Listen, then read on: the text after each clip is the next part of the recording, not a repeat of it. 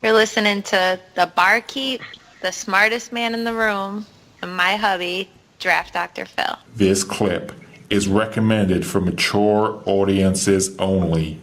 If you are immature, you may still like it, but don't blame us if your ears start to bleed. Oh yeah, it's Christmas time in the ballroom. I know Shane's ready, I know Aldo's ready, BearsGrl better be ready, I'll tell you right now. Let's go, barflies.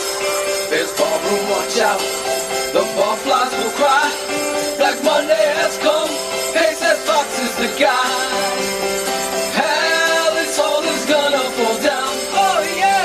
Halas Hall is gonna fall down, yeah. There's ballroom, we'll tear that fucker down.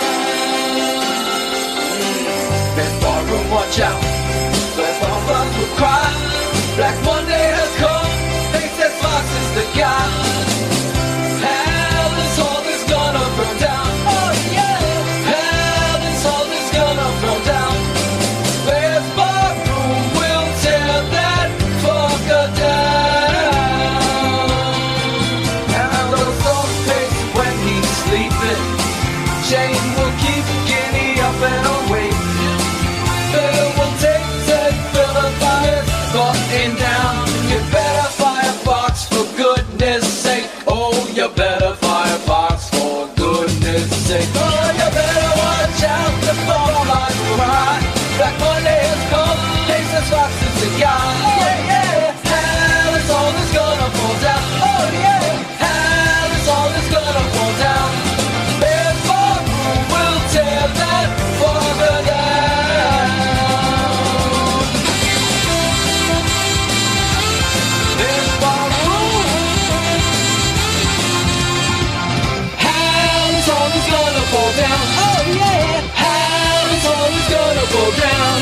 There's ballroom, we'll tear that fucker down. Aldo's off Pace when he's sleeping. Shane will keep Ginny up and awake. Phil will take that fill up button down. And you better Firefox for goodness sake. Oh, you better Firefox for goodness sake. There's gonna watch out, the barflies will cry. Black Monday has come, Pace Fox is the guy. Halas Hall is gonna fall down, oh yeah. Halas Hall is gonna fall down. There's ballroom is going down. Yeah, it's Christmas time, y'all. And you know, the barflies gotta unite. There's ballroom, watch out, the barflies will cry. Black Monday has come, Pace Fox is the guy. Halas Hall is gonna fall down, oh yeah. Halas Hall is gonna fall down. There's ballroom, we'll tear that fucker down.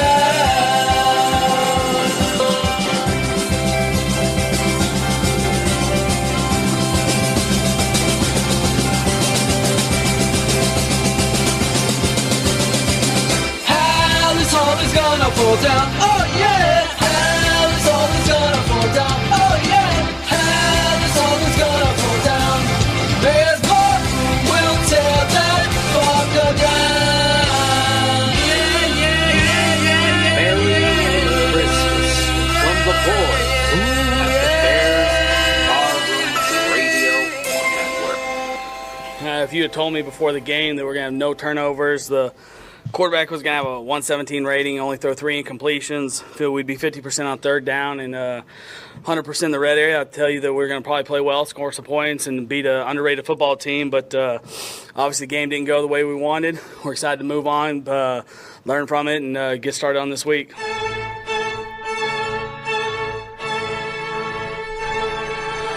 You are a cunt. You are a cunt. Nobody likes you 'cause you are a cunt. You are a cunt. You are a cunt. Fuck off and die, you useless cunt.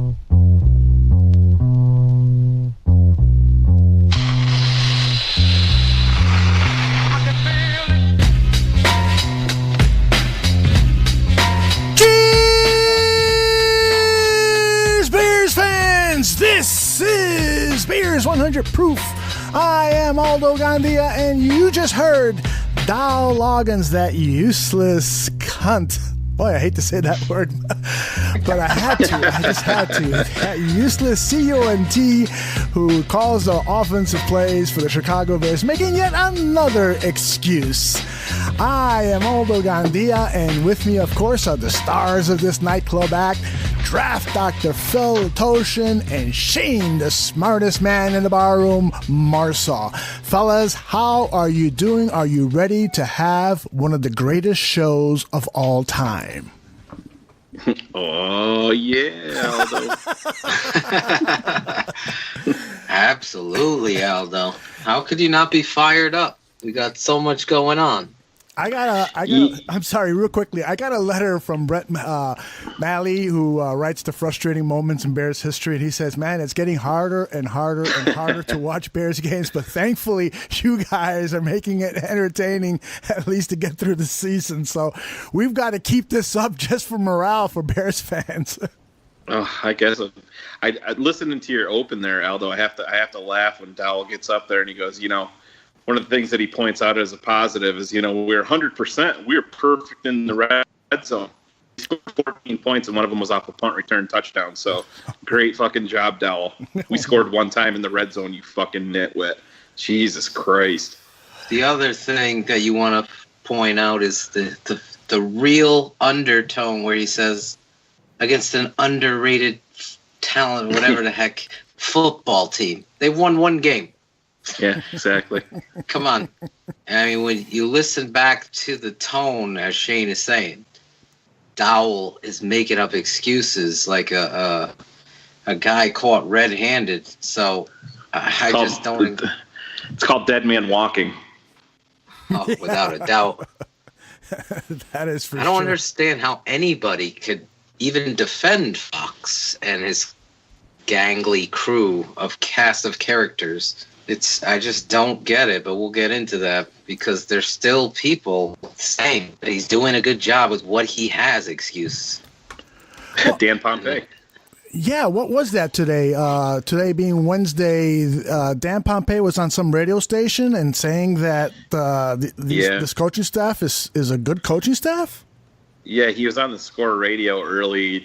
I was around, I don't know, maybe 6 a.m. or 6:30 Eastern this morning, and he was going through just how woeful of a season it's been. He said, I know a lot of fans and everybody are pointing out that John Fox is the biggest problem, and he is not. He's a quality football coach that you can win with. The Bears' number one issue is trying to figure out the injury epidemic. John Fox is a good football coach, so. Well, maybe we'll try to cure world peace at the same time we try to figure out how to prevent broken bones and twisted ankles and torn ACLs. But I have no clue what Mr. Pompei was referring to with that. I think it's a lot of the same guys. It's a good old boy network, how we've talked about, and I just think this is more of the same. Pompei's been a writer forever. John Fox has been in the league forever, and I'm sure that they know each other fairly well. So I think it's a lot of that, just not wanting to throw somebody that you're, semi-close with under the bus. But like Phil said, John Fox is not saying that the Bears are perfect, but he is problem number one and problem number two in my book. Phil, you would agree with that, right? I mean, this is Dan Pompei, and you've talked to him. You know him. This is Dan Pompei trying to protect the source and not kicking a guy when he's down. But I say this all the time, and I have to give the class again because some of our barflies keep tagging me in an Aaron Lemming or the Bears blog. I'm going to ask you tonight, please don't do it. No, God! I don't respect either one's football acumen whatsoever. There's a difference between someone who breaks news and reports on players and signing and whatever else. Rumor and a source and all that. And then there's football analysts and people that analyze the game and come from that truthful angle. In this bar room, We don't pretend to be a newsbreaker. If I have something, I share it. Somebody's asked me not to share it, I don't. And I know I'm getting into something, but I wanted to classify this. I love Dan Pompei, the writer. I don't love Dan Pompei telling you what he feels about a coach. That's his opinion. To me, I'm totally in chorus with Shane Marsaw in regards to him being problem 1, problem 2, and then problem 3 on top of it. The issues in coaching alone, the penalties and the technique and where the offensive line step, and I can go into so many things. So many coaches have talked just, 10 minutes here and there in spending time with talking to people about what they see on the field.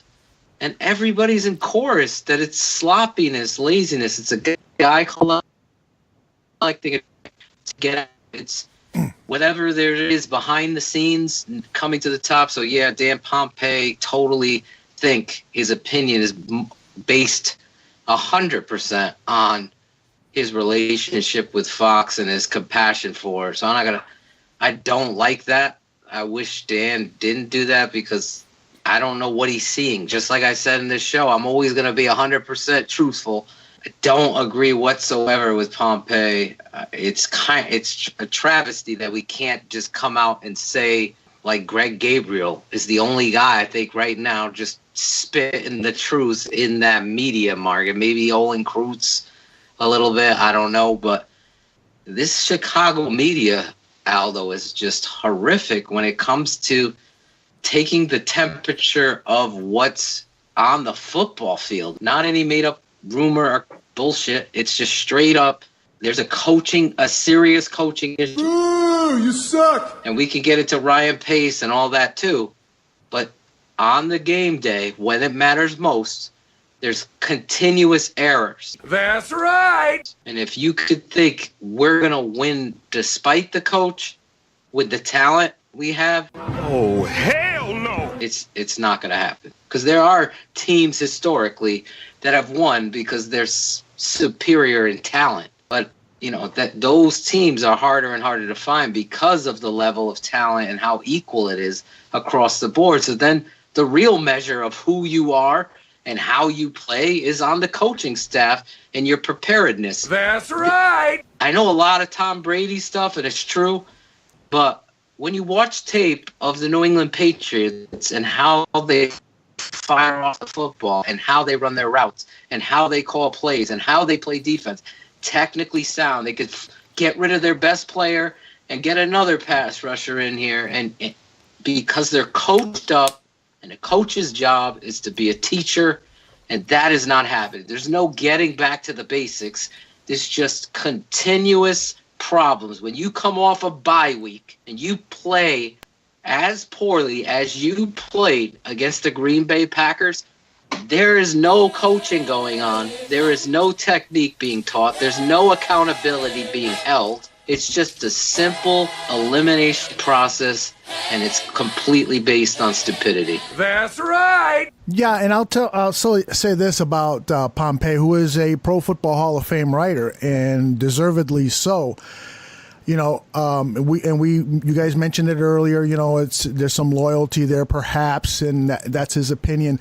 But also, in the coaching profession and really any profession and in any industry, people have to change. And the people who evaluate coaches, industries, so forth, they have to appreciate the need for change. In John Fox, we have a relic. We have a dinosaur of a football coach who has not changed with the times. I think we saw that with Lovie Smith. Lovie Smith just did not adapt. How many times during those press conferences that drove us crazy, Lovie would say, well, we're going to stick with the, what we know works. We're going to, and Trestman was the same. If people don't innovate and adapt and change, then the competition is going to catch up. You're going to have new coaches coming in with new ideas, new approaches to things. And if the old coach doesn't change and adapt, then he is going to get screwed, just like just like John Fox is screwing us. And the evaluators have to appreciate that, and a lot of times we don't see that in the media. We hold these guys who have had success in the past, and John Fox is really, when you study his record, he's had very limited success. He's gotten lucky a lot of times, but we hold these guys in such high esteem that, you know, we're as evaluators sometimes reluctant to criticize. And so, you know, again, not to toot our horn here at the Bears Barroom, but we're going to question everybody, even the very successful people. We're going to, you know, take a deep dive in it and say, oh, wait a minute, is this guy really that good? Oh my God, who the hell cares? And that's what I like about what we do and what the traditional corporate media, they don't do. You know, that's why I tend to kind of stay away from most of those guys. Although Adam Hogue, I think, is a guy who gets it. Adam Hogue is a guy that will challenge the status quo. I'd love to see him do it a little bit more, but, you know, let's remember he does work for a giant corporation, WGN Radio, and he wants to keep his job, but he does a good job of challenging. Is there a thinner skinned group of people than Chicago media? Leave me alone! Leave me alone! Oh, I know. Really? It's unbelievable because, you know, I understand, guys, we deal with this probably a little bit more than we should. I mean, I know I lose man hours at work, especially this time of year, refreshing my Twitter feed. I'm like, come on, they must have fired Fox by now, and you're, you know, going back and looking at it. But yes, there's the meathead fans out there, but there's also an entire, you know, well, we refer to, you know, our Barflies family. There's so many knowledgeable fans out there that are involved in this day to day in every small intricacy of football. They just follow every facet of it, and they do know what they're talking about. And you see it on Twitter. Like, I saw a guy question Dan Wiederer and Rich Campbell today, and they're like a tag team deep thoughts because the fact, kind of like Brad Biggs was, that that Mitch Trubisky is not a draw to a potential head coaching candidate. The Chicago Bears have lost their luster, and it's not a destination job. That's fucking stupid. And you're automatically just lob off a bunch of potential coaches because they're not going to want to come into the situation in Chicago. Jesus and Christ. Guys, come on. Phil, you can speak to this better than Aldo and I can. Your father's a football coach. Your uncle was a football coach. You were. If you're a coach in any sport, you always think that you're going to be the guy that's going to turn the situation around. And we lived it, guys, with Jay Cutler. If you don't, right, you're not worth anything. Yeah, you're exactly. not a coach. And let me just jump in with you here to emphasize your point. The exact opposite is actually occurring. There's people that I freaking respect to the highest degree, their football acumen. Despite their age, the ability to adjust and adapt, bringing old into new and new into old, and being able to adapt and game plan to an opponent. So you're recognizing what is going to attack that opponent. That's what head coaching is. And when you look at Mitchell Trubisky, and he has the two God-given traits that you are in search of. If a pirate was looking for treasure, Mitchell Trubisky's the X on the map because he has athleticism and accuracy. You give me that, I will give you Pro Bowls. I will give you championships. That's how a head coach diagnoses and sees a potential landing spot to build their career or to get their first shot, whatever it is, or to come out of somewhere and win, or come from college to the pros and win. You have the foundation there. Anyone looking at Mitchell Trubisky and not recognizing, how many times do I have to beat a damn drum to say a competent offensive coordinator? I'm not even saying great. I'm saying competent, as he's done it. He knows it, has a feel for play calling, can come in and win football game, you'd see a 7-8 win football team with Mitchell Trubisky. I guarantee you that. The offensive coordinator not having a feel for calling plays, formations, the right personnel. Think about this. You can't get it right. It's week, what, now coming up 12? And Tariq Cohen isn't your third down running back where you could create matchups using your personnel. Instead, you have Benny Cunningham in there. Get the fuck out of here! And so we have to start questioning Ryan Pace, right? At this point, Shane, I mean, and we've talked about this probably ad nauseum, but, at this point in the season, the fact that the guy is hiding, the fact that the guy hasn't addressed this problem week to week, this is 5-game losing streak now, the longest under John Fox's era.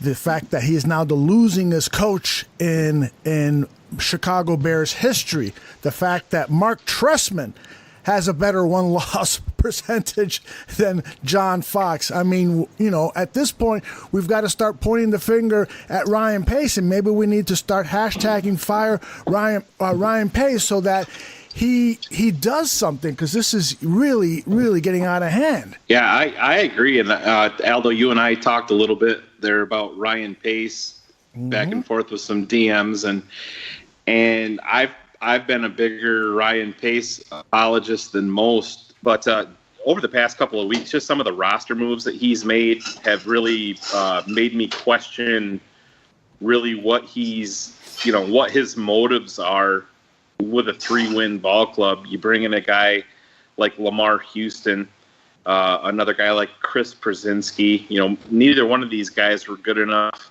to make the Bears active 53 coming out of camp. But yet here we are as a 3-win team, in week 11, and both of these guys are starting and eating up quality minutes. And yes, I understand that there is some injuries, but the Lamar Houston thing, I guess I could let slide if I have to, but no way you're going to let Chris Brzezinski slide. It was pitch and catch for San Francisco. Just like you said, they go out there, where's Brzezinski? Boom, that's where we're going to attack. And I just don't. There's a faction of Bears fans out there that were saying, "Well, these guys know the system." Well, it doesn't.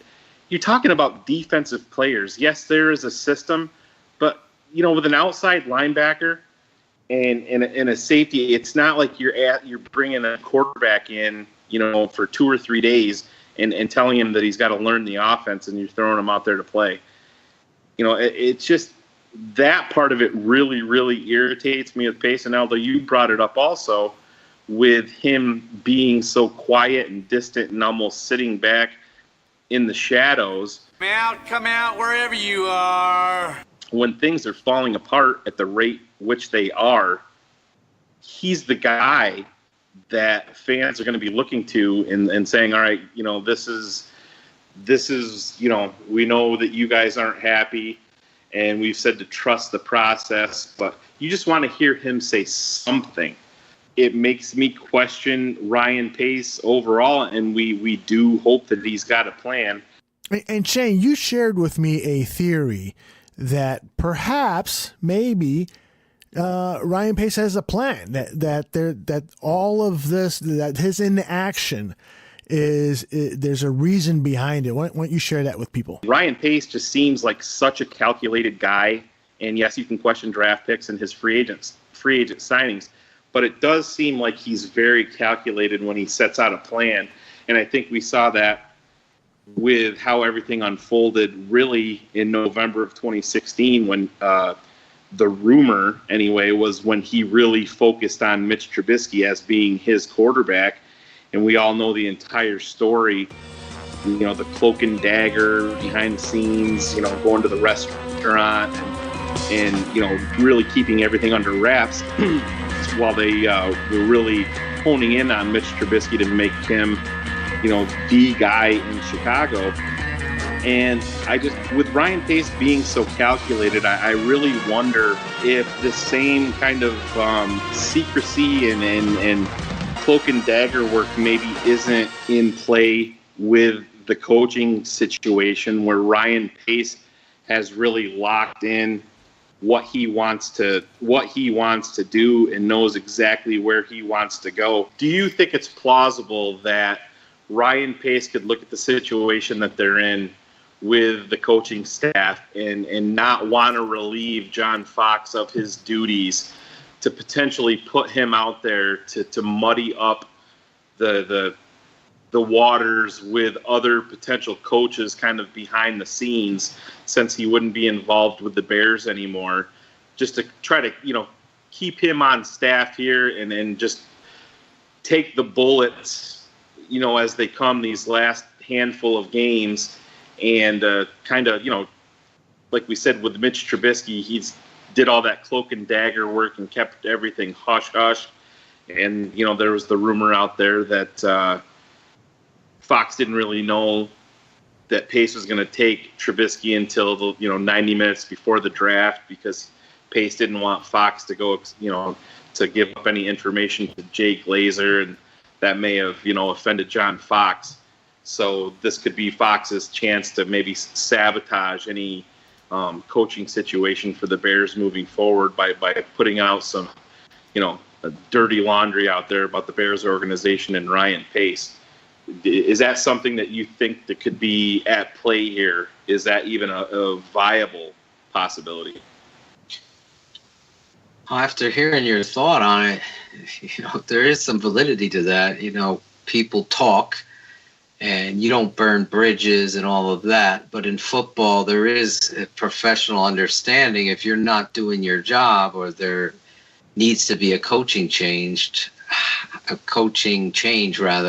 how you handle that, especially with somebody who I dubbed when he signed here as the mayor, because he was able to land coaches. I mean, he landed Vic Fangio, Ed Donatel.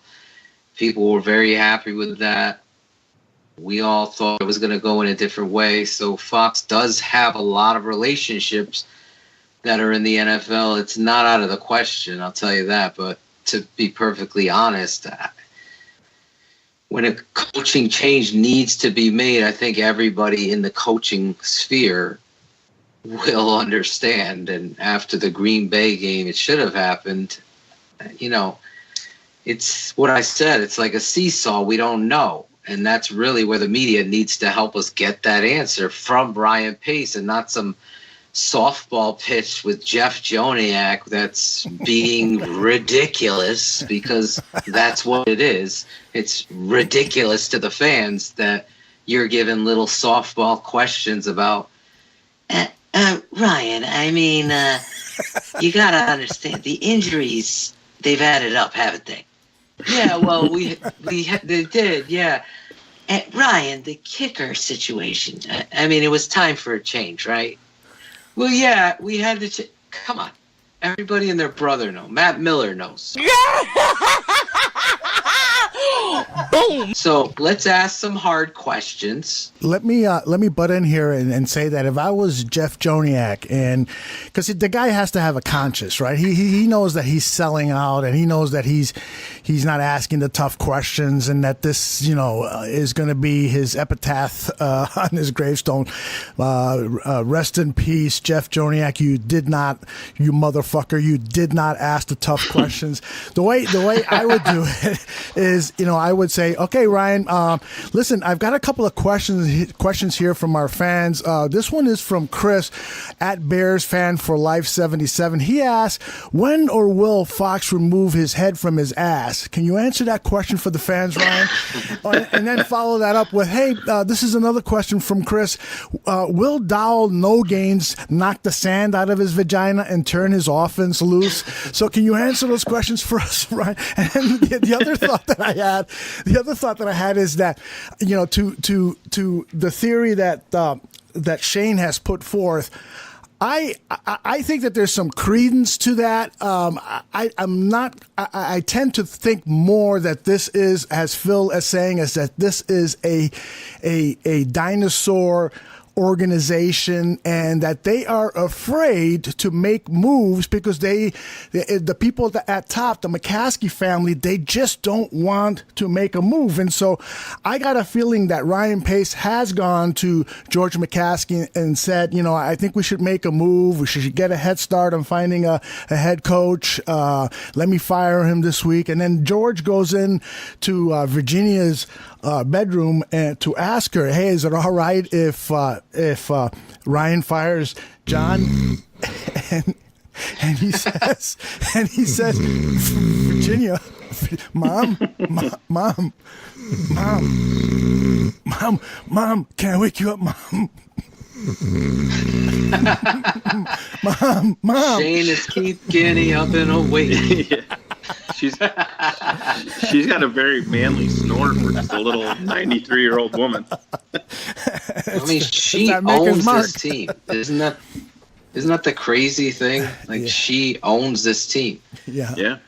And you're getting Ernie Accorsi coming in, finding potential coaches and all this other stuff. At what point does he take accountability too? I mean, you're going to go back to that? Are you going to go back to this drawing board that you've come up with for getting Ernie in here to help Ryan Pacer? If the training wheels and train cars and little candy canes and popcorn, let's go to the carnival, folks, with the McCaskies, because the country fair is open and we could go. This bullshit ass organization, yes, that's what it fucking is. It's disgusting. Needs to get their head out of their ass. Now, fuck Fox. He's done. We called this a long time ago. Sorry, the Bears blog, that we were fucking on this from the fucking get-go because it was on the fucking field of tape. The fuck are we talking about here? Don't put this motherfucker in my fucking name. I'm talking about the Bears blog now, for God's sake. This is the last time I'll ever fucking say him on the show. I'm so pissed off because the guy's a fraud. Him and Aaron Lemon are frauds. Leave it at that. You can at me all you want, the cult. We've got more evidence against this guy's stupidity. Oh, sorry. We have to wake up. We got to wake up the fucking barflies. Come on. I agree with Phil. I agree with Phil there. Do not tag me in those tweets. I find it very annoying, and I never respond or click on like at all whenever somebody does that. And I'd prefer to keep my name far away from either one of them. You don't tag people in frauds. Learn this shit now from Draft Dr. Phil. Coaching, no. Am I going to tag someone who doesn't know dick about the Wishbone offense and their philosophies, and I'm going to tag someone in that they know doesn't know anything about it? No. But guys, that's great material for Shane's tweets of the week, man. No, they're I don't need any more material. Yeah, oh my God, we can see it go by on the retweet. You want to retweet them? That's fine. I could live with that. I laugh as I pass by. Oh my God, I'm struggling to find good tweets. The bad tweets are running rampant. They're like a Dowell Loggains playbook. These bad tweets. It's like 3rd and 1. Let's throw it 16-yard out. 3rd and 3. Let's throw it 2-yard out. Strangely enough, you talk about Dowell, Ela, my better half. Her and Dowell have a lot in common because she's also trying to expand my package, like Dowell is trying to expand Shaheen's. So, how's her package doing? Are we delivering the baby batter? What's going on? Yeah, we're not there yet, but well, maybe later if we. Is there gonna be a new barfly in the family? Yeah. Yeah, hopefully. What, you need help or something? What's going on? just what I need. Yeah, less sleep. Drinking on gin and juice. All right, listen, man, we've got so much to Sorry, I went on a tirade there. And I just got fired up. I love that. Well, and we can go another hour on these guys. I don't know how our audience feels about us picking on, the Bears blog and Aaron Lemming and those guys.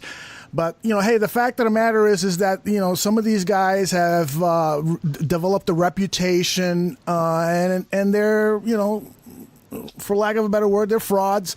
And their material isn't authentic, and it's kind of, eyebrow raising when all of a sudden there's a tweet from Olin Kreutz, and then about a minute or two later, somebody else has got the same thought but worded a little bit differently, Mr. Andrew Danahy or whatever your name is. So, it's a little bizarre, and so we get a little frustrated sometimes that there's all this adulation, not all, but there's some adulation paid to some of these guys when in fact we kind of see through it a little bit, and we'll leave it at that. Let's not talk anymore. Well, a lot of our barflies understand it. This is a show of truth. I'm gonna tell you straight up like it is. Shane offered Andy Danahy an opportunity to come on the show and defend his stance or his point. And then he wanted to be smart ass Shirley over there talking about how much money he makes. Come on. Yeah. Once you go into that realm, I mean, come on, Andrew. Get serious. He blocked me. Then he blocked me. No, So anyway, you're so dumb. we don't have to talk You about are really that. dumb. For real. Exactly. For real. For real, though. Because all I'm just saying is, you want to talk football, you got the guys to talk with. I'm always open. I don't, like I said, if Shane is the same way and so is Aldo, I'm not looking at somebody saying something very football intellectual and checking how many followers they have behind it. I'm looking at that and saying, wow, that was an impressive comment, and I'm going to comment back because I appreciate people. I do not, and we joke about it all the time, I do not look down. Shane led off with this perfectly. The Chicago media looks down on the fan and could give two shits. Guess what? 2 years ago, Aldo talked about hashtag Firefox. It didn't happen 3 weeks ago, guys. Every fucking person that listens to this fucking show knows that shit. But all of a sudden it's become a hot topic because, the Chicago media decided to pay attention to it after 2 years. I mean, that kind of stuff, and that's we're going to talk about. We're going to call it out for what it is. And really, ultimately, these media heads, they don't appreciate me and the Bears barroom. That's what it is. But if you see who said it, and then you'll see who said it later, clearly that's what happens. And the barflies step up, and you call it out for what it is. But that really started to bother me around Christmas and doing all this music and stuff for the Bears barroom. It's people tagging me or Shane with people that really are liars and lying to the fan just to gain followers, and that's their goal. Well, Phil, that isn't our goal. Let me assure you that Shane and I love you very much. Yeah. And not only because of your brilliant football analysis, but because of work like this. It's a game of missed opportunities and our lack of ability to finish it. We got down the red area. One time I had to settle for field goals. Had a couple of Emmys while we were down there. Things we got to get cleaned up. Oh, you call a play that's dumber than dumb. 3rd down and 3 to go. He's dumber than dumb. He has a playing device. He's dumber than dumb. Forgets Jordan Howard. He's dumber than dumb. 3rd and 1. Passes, not runs. Dowell is dumb as a box of rocks. Little dumb, little dumb, dumb, dumb, dumb, dumb, dumb, little dumb. Touchdown, we got to be better. We got to execute better. I'm going to call better plays. I'm going to coach it better. And we can't leave. In the NFL, the games are so close. We can't do those type of plays. I've got to call better plays. ways. We got to coach it better, and you can't leave in the NFL. The games are so close. You can't leave those you can't have that point change. It's just brilliant, Phil. I mean, that is brilliant work, bro. Does Dowell have a coke problem? Yeah. You thought so? I said the same thing. Is he sniffling or what? Was Every he press crying? conference Is he this doing year. coke? Every press conference this year, he comes out with those sniffles. It really is bad. Yeah. Well, listen, I mean, Phil, you've put together 22 songs. 22 songs you've put together, and we're releasing one a day all the way up until Christmas Eve. Fans are flooding your inbox on Twitter asking, when's the next song going to be released? When's the next song going to be released? And it's like, dude, you're getting this for free. Just relax. It's coming. Aldo's going to wake up soon. Aldo's going to sober up soon, and he'll post it, But here's the good news. Here's the good news for all our barflies. We have a contest where we're producing 50 CDs for giveaway in a contest. Now, Shane knows the details. Phil knows the details of the contest. I know the details of the contest, but none of us can really explain how this shit works, which is why earlier today I made a phone call to BearsGrl way up in Toronto, Canada, and I asked her to please explain the rules of how this whole goddamn thing is going to work. And so this is how that conversation took place. All right, so listen, I need you to behave, first of all, and to focus on the work that we have before us, which is to inform the barflies on how they can enter the sweepstakes and get a copy of this CD that is probably going to be a collector's item and be worth hundreds of thousands of dollars sometime after Phil dies. I will do my best to behave. It is true that you have a sexy voice. Phil told me that. I've never spoken to Phil, so how would I know that? Well, I don't know how he knows it. Maybe he's been having wet dreams with you. Oh, jeez. You're going to cut that, right? No, he's Let's not. go. Tell us the sweepstakes rules. So it's actually really easy. We made it super easy for barflies. We will be posting on Bears Bar Room the information on how to enter. There's a website. Barflies simply need to go in and enter their Twitter handles, make sure that they're following at Bears Bar Room, and give us their contact information, and they will be entered to win. We have a bonus entry option that any barfly who attends a Bears game between now and the 16th of December can tweet us a photo of themselves holding a Firefox and at Bears Bar Room logo sign, and they will get a second entry into the giveaway. Is that it? That's it. Oh my goodness. We got that done in like 30 seconds. You could probably repeat it a couple of times. No. All right, if you don't want to repeat it, then maybe we can kill the rest of the time by flirting. No, we can tell them that there are only 50 special edition albums available and that the online contest is going to run between December 7th and 15th. Okay. I don't think they need to know anything else. I'm going to hang up now and, okay, no longer recording. So tell me a little bit about yourself. You're hilarious. Shut up. Listen, I got to ask you a question before I let you go. Okay. Who's the best looking of the 3 100 proof barflies? Rank them in order with 3, beginning with number 3. I am so not answering that question. Why? You don't want to hurt Phil's feelings. I have no idea how you're going to use that information on tonight's show. So no, I'm not answering the question. All right, so then that leaves Shane and myself. Shane is a pretty good-looking guy, but if I'm gonna rank him, Shane is like 3A, and I'm going to take the first 2 spots. Go ahead.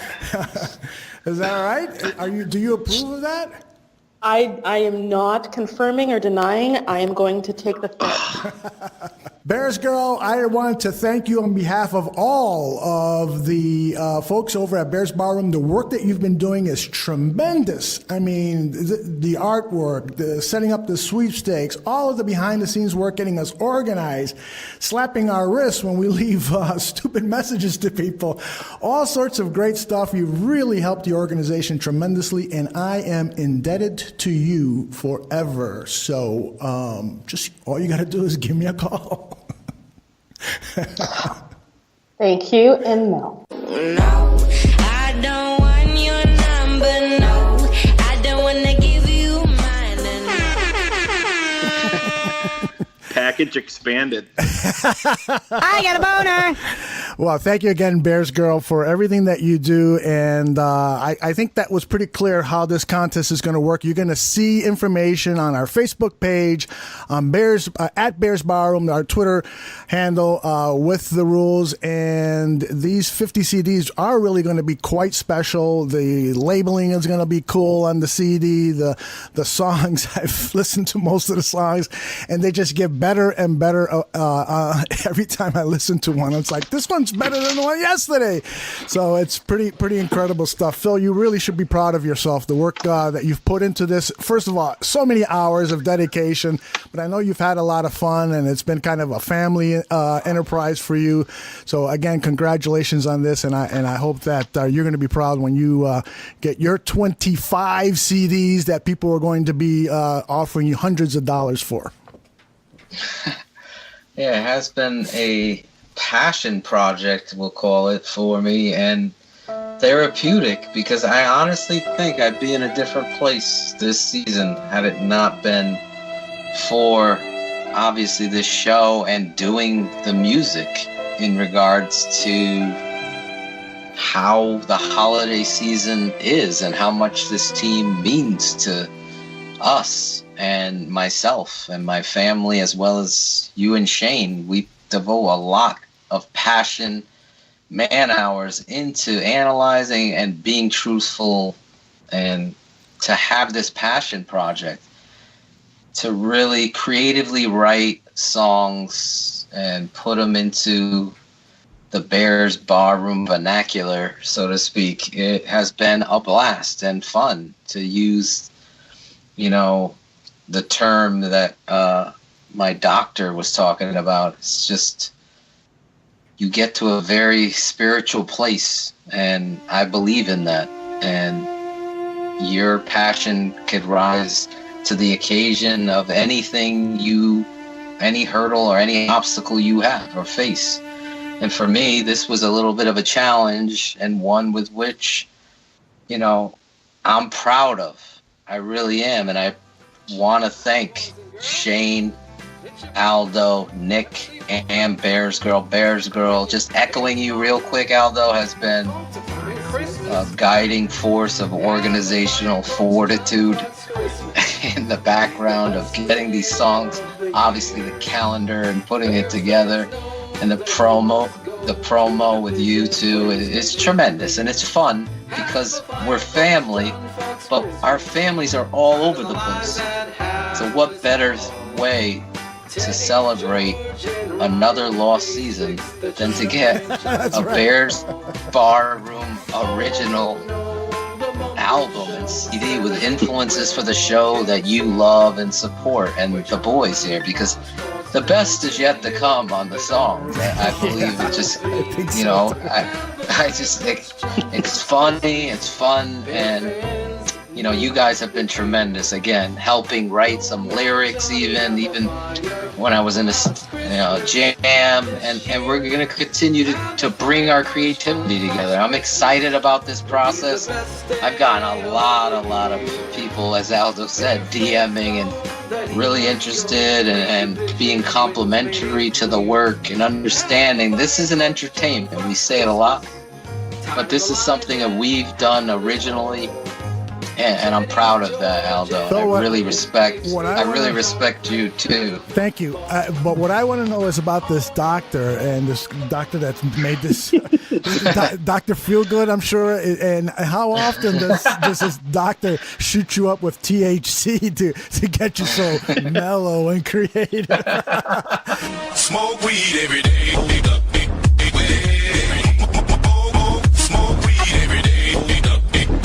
All right, we got to move on, ladies and gentlemen. Gotta love it. Oh, yeah. Oh, yeah. Oh, yeah, I love that. Oh, yeah. Hey, BearsGrl. How you doing, babe?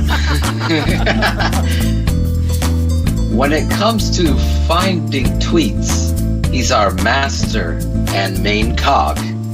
He'll find the frauds, lemmings, and Bears blog. It's our dumbest tweet of the week. Oh, man, that was delicious. Really well done. Oops. Turn that off. One more time. Take two. All right, Shane, like you said, you've got more than enough to work with, so let us know who gets tweet number one of your dumbest tweets of the week. I had a solid 15 minutes to just keep on. I usually take a screenshot when I see a piece of shit tweet and save it for posterity on my phone for nights like tonight. And I opened up my camera roll on my phone and I'm like, holy shit, look at all these horrible tweets that I got to go through. That was a good solid 15 minutes, but we'll get things kicked off here with Harold King. And it's at Harold K297278894. That's also BearsGrl's phone number if anybody wants to call her. But he tweeted out, Bears GM Ryan Pace should pursue and acquire quarterback Eli Manning in the offseason. Eli Manning says he wants to play for another team in 2018. Go for it, Ryan Pace. Acquire him. Bear down. Harold.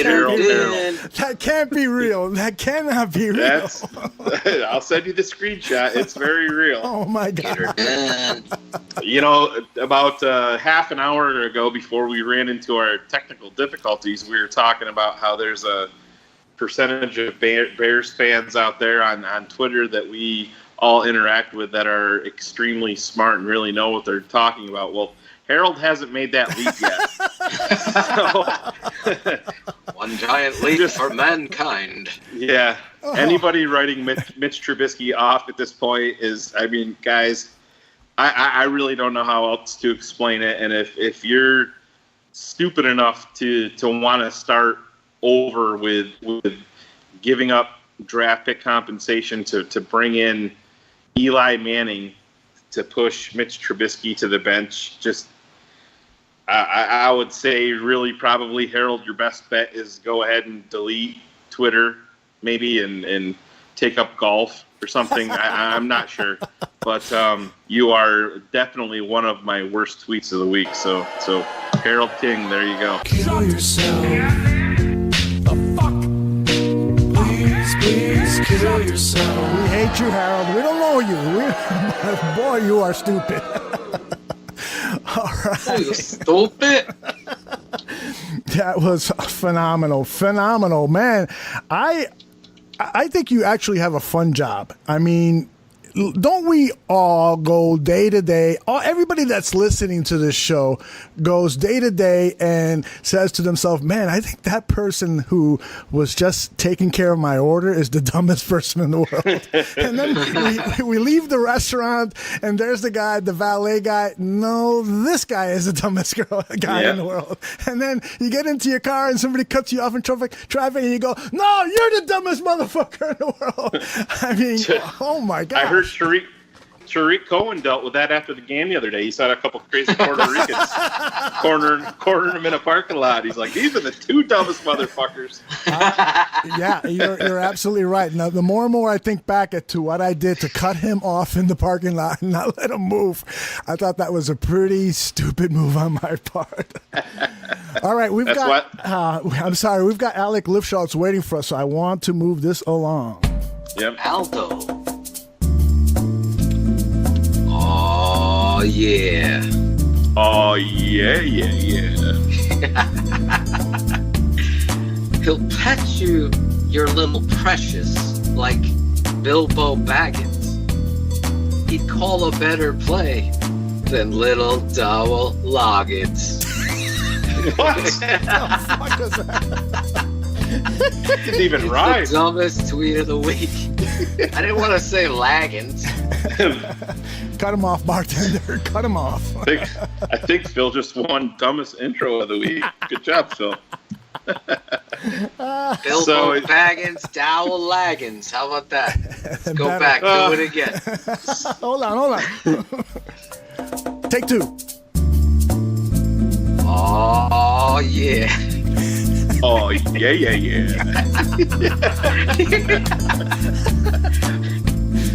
He'll pet your little precious like Bilbo Baggins. He'll call a better game than Dowell Laggins.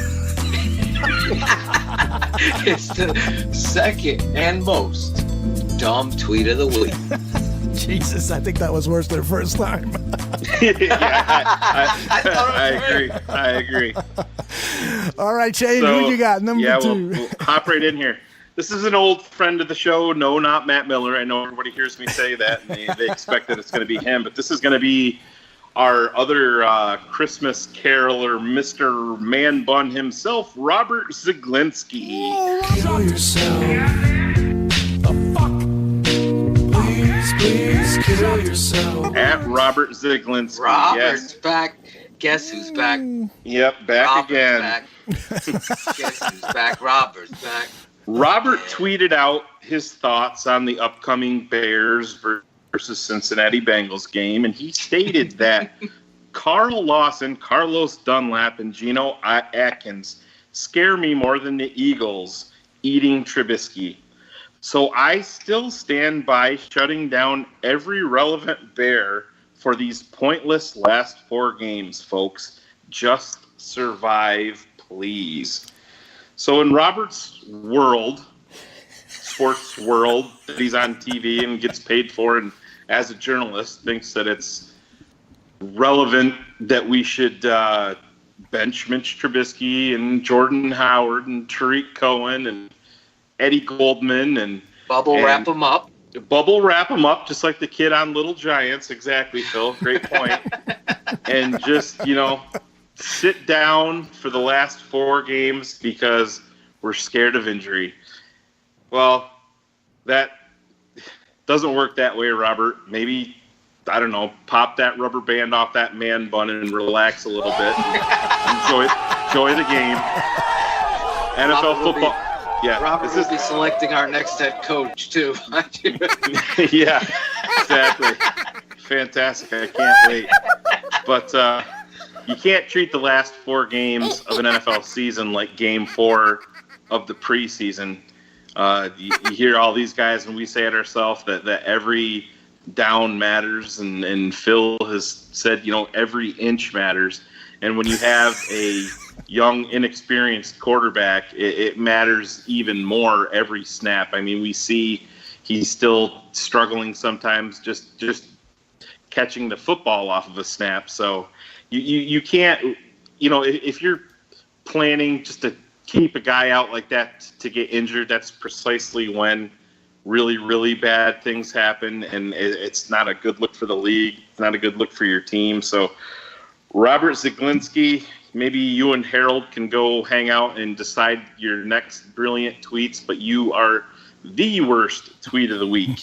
Wait a minute, I got Robert here. Robert, you heard everything that he said. What do you got to say for yourself? I can handle things. I'm smart.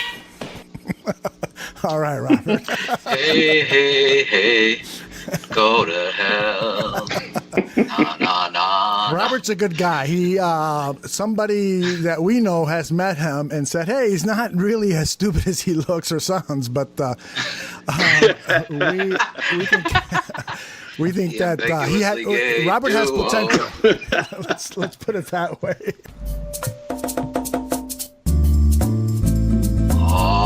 yeah. Oh, yeah, yeah, yeah. Give it to me, Bilbo.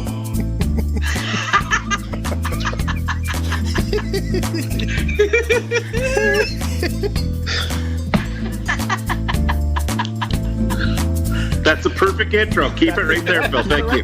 Let's just jump right into this so we can get Trey Bizzy on here with us.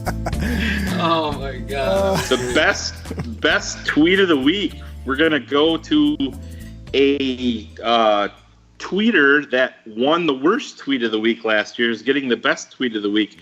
A little bit different angle this week. Yes, they did, and that's at Chicago Bears, the official Twitter feed of our favorite 3 and 10 ball club, or 3 and 9, whatever we are at this point. Who's keeping track? But it's not really a great tweet, but it made me very, very happy when I saw it. They sent out a tweet that we have made the following roster moves that included putting Kyle Long on IR. And that didn't make me happy to see Kyle Long go on IR. It just made me happy that was the right move. And in a week or past 10 days where we've seen Lamar Houston signed and Chris Krasinski signed and a 35-year-old field goal kicker in Mike Nugent signed, I wasn't sure if the Bears were going to project ahead to 2018 to get Kyle Long his surgery that is obviously much needed. So Chicago Bears, that was the best tweet in a very, very limited crop that I had to pick from this week. It wasn't a real great week for Chicago Bears tweeters, I'm not going to lie. But the Chicago Bears putting Kyle Long on IR, when I saw that pop up on my phone, that made me very happy, because at least I think you guys will agree with me that was definitely the right move to get him fixed up. Indeed. Absolutely. Get him out. Get him ready for next year.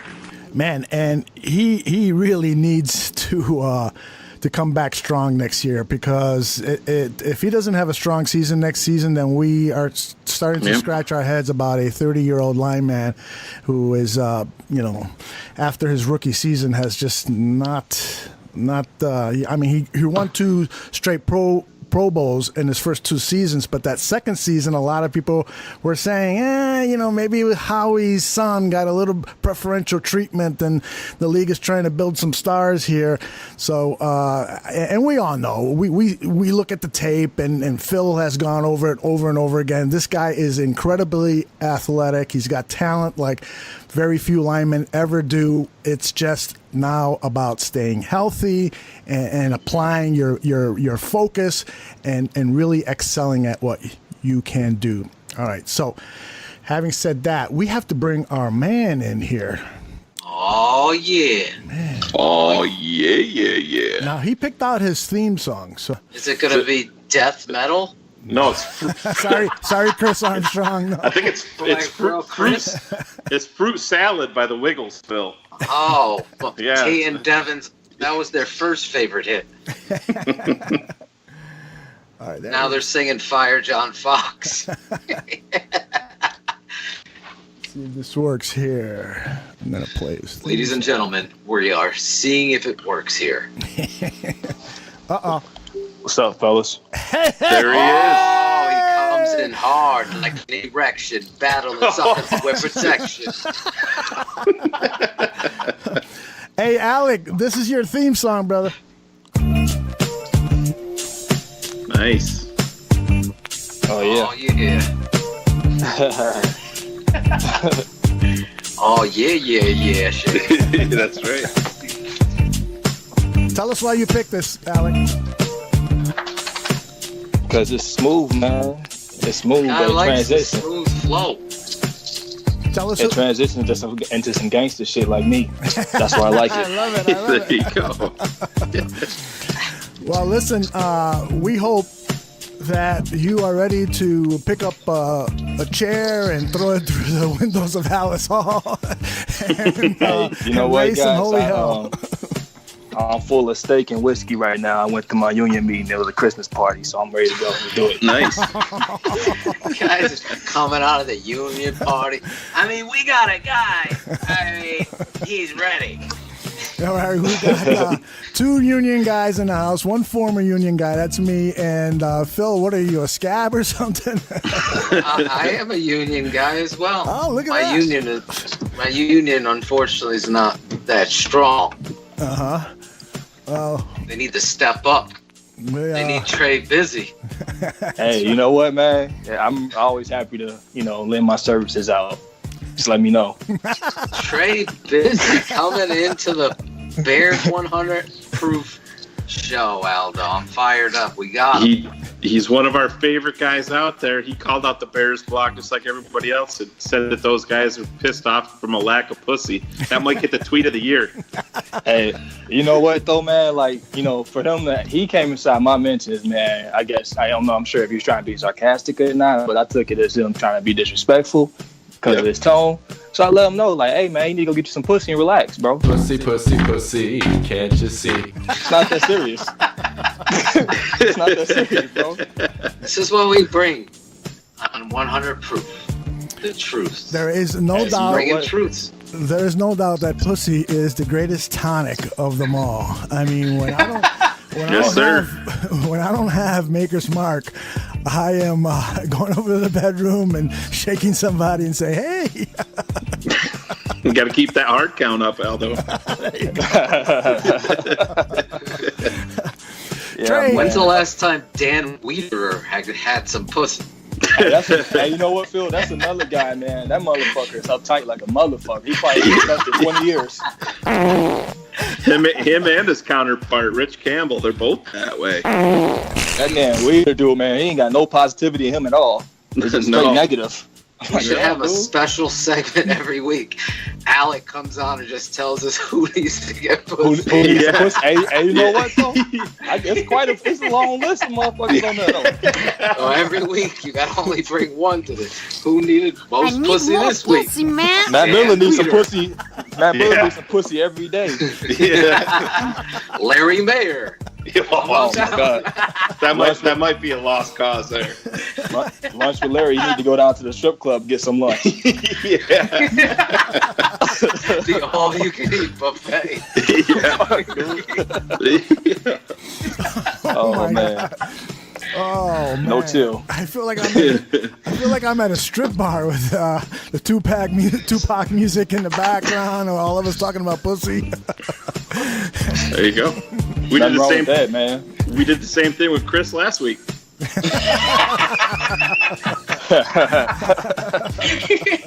That was a great show, man. Chris is hilarious. Yeah, she is. Chris brings it, indeed. All right. She killed it. Hey, before I start asking you some football questions, Alec, let me know the origin of Trey Bizzy, your Twitter handle, because your name is Alec Lifschultz. Tell me where Trey Bizzy comes from. All right, so Trey comes from me being the third Alec, man. You know, they call my grandpa Alec. They call my dad Al. My dad's like one of those swole, Schwarzenegger looking motherfuckers. So he's like, they call him Big Al. Stop it! So they're they're calling me Trey. And Bizzy, I just threw that shit in there. I had this name for years, man. I just threw that shit in there because it sounded cool. I'm not even gonna lie to you guys. I was like fucking 18. I came up with that name. Does your father have a maid, Bizzy? Like Schwarzenegger? Let me ask you this. I thought it was because this dude's always busy. The guy can fucking fix cars. Yeah. He can put up sheetrock. He's cutting fucking steel. He's building buildings. Hey, you know what, man? And I thought about that as well. You know, I was thinking about it, I was like, I'm kind of like a busy motherfucker. Like, literally, this whole day, I've been up since 5 a.m. See, there you go. And probably had like fucking maybe 30 minutes of downtime. Wow. Oh, glad you're coming on the show with us to vent about it. Hey, you know what, man? But I like it like that, man. You know, I like that feeling of accomplishment, man. Just a blue-collar guy, throwing my hard hat, grab my lunch, and I'm out. That's why you're a Bears fan, right? Feeling of accomplishment.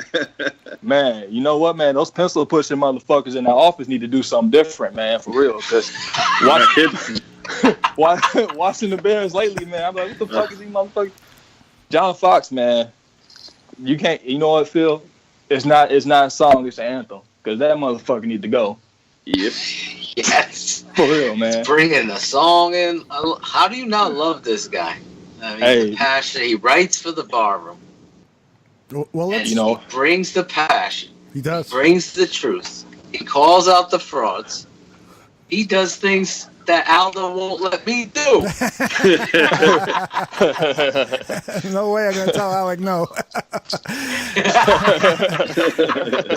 Alec, you've written a great piece that is going to hit the website, BearsBarroom.com, on Thursday morning, and it is about the Bears' present wide receiver situation, and also about some prospects that a couple of prospects that you really like, would like to see wearing a Bears uniform. So let's delve into the Bears wide receivers currently on the roster.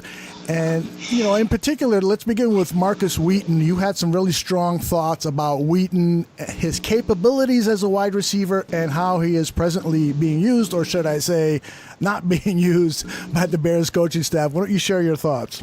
Marcus Wheaton, man. The guy's fast. He's a speed wide receiver. I have no idea how the fuck you cannot use him in our offense. I really don't. Like, I'm baffled by the fact that this man gets one snap a week. I mean, Jesus fucking Christ, the hot dog dude do more work than that. Motherfucker makes $6 million guaranteed dollars to fucking sit on the bench, man. If you don't think America is a land of freedom and riches, then fuck, dude. $6 million to sit on the bench. Unbelievable. So in training camp, I went to training camp a few times this summer, and I watched him. This guy, I mean, he runs pretty good routes, catches for the most part, man. It was ironic the day I went, this motherfucker broke his pinky that day. Oh. It was that day that he broke his pinky. It was you. Like, hey, you know what? Damn it. He's looking at you, man. The guy has talent, man. I just don't know why they don't use him. And you got this fucking guy, Josh Bellamy, who can't catch, like we said, he can't catch a fucking STD in a strip club without a condom. I don't know what the fuck. I don't know what the fuck he's playing snaps on offense for. When you got Marcus Wheaton, who has numbers at Pittsburgh, he's shown he could play. He had a really big game against Seattle a couple years ago. I mean, what the fuck, dude? Play him. I don't know, man. I like him, but I don't like him at the same time. It's probably because John Fox is hindering him like he hinders everybody else. Stop it. Get some help. He probably fucking around and be like Deontay Thompson and go to a team like the Bills and fucking have a 100-yard week. First week there. Well, something happened because I think it was the Minnesota game. Wheaton saw 40 snaps, I believe, and then he injured his groin. And then when he came back, all of a sudden he was persona non grata. It's like he, saw John Fox taking a shit and said, "What the fuck, man?" And all of a sudden, Fox got pissed off at him and said, "You're not going to play anymore." He saw 2 snaps on Sunday against the 49ers, and that was just ridiculous. So something is going on behind the scenes. We know that Fox is not hesitant about throwing players into his doghouse really quickly and many times for mysterious reasons. So something is happening there, and it's too bad our Chicago media doesn't get to the bottom of that. All right, let's talk about Kendall Wright. You said some really nice things about Wright and his play this year. Why don't you share it with our audience?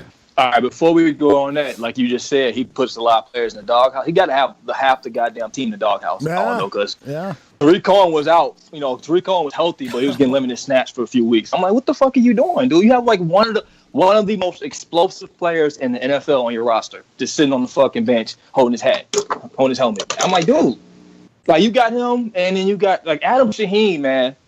I'm sorry, but like I said, I went to training camp and I was watching them. Adam Shaheen and Tariq Cohen were fucking unstoppable in training camp. I knew Tariq Cohen was gonna be special because I've never seen a motherfucker that fast before in person. And he played Tariq Cohen early on this season, but he just got Shaheen just fucking sitting on the damn bench. I'm like, dude, what the fuck, man? That dude is a monster. He's a monster, man. I'm telling you, we seen it in the game against the Lions and second game against the Packers. He started getting the ball more. That dude is going to be special. He just needs the damn snaps. That's all he needs, literally. I don't give a fuck what they think he needs to work on. He needs to play because he could play. Dowell's trying to expand his package. Oh my God. Good luck with that. But like you were saying, Kendall Wright. He's Mitch Trubisky's third down receiver, man. He goes to him on the third down plays, man. We saw against the Baltimore Ravens in overtime who he threw the ball to, Kendall Wright. Mm-hmm. And he made a very impressive catch. Like, he was high off the ground. I didn't even think he could jump like that anymore. I thought his legs was gone. Mm-hmm. But he jumped up and snatched that ball down, man. It's a few plays he did that throughout the season. I don't understand, I just don't understand why we don't go down the field more, man. Fuck all that. We don't have wide receiver shit. That shit's bullshit. All right? That's complete bullshit. Fuck the media for saying that, and fuck them for a bunch of reasons, but fuck them especially for saying that, because there's some players on this team. I agree. I don't know if Mike D's going to be able to handle this show. I'm keeping it real. Me and Trey Biz.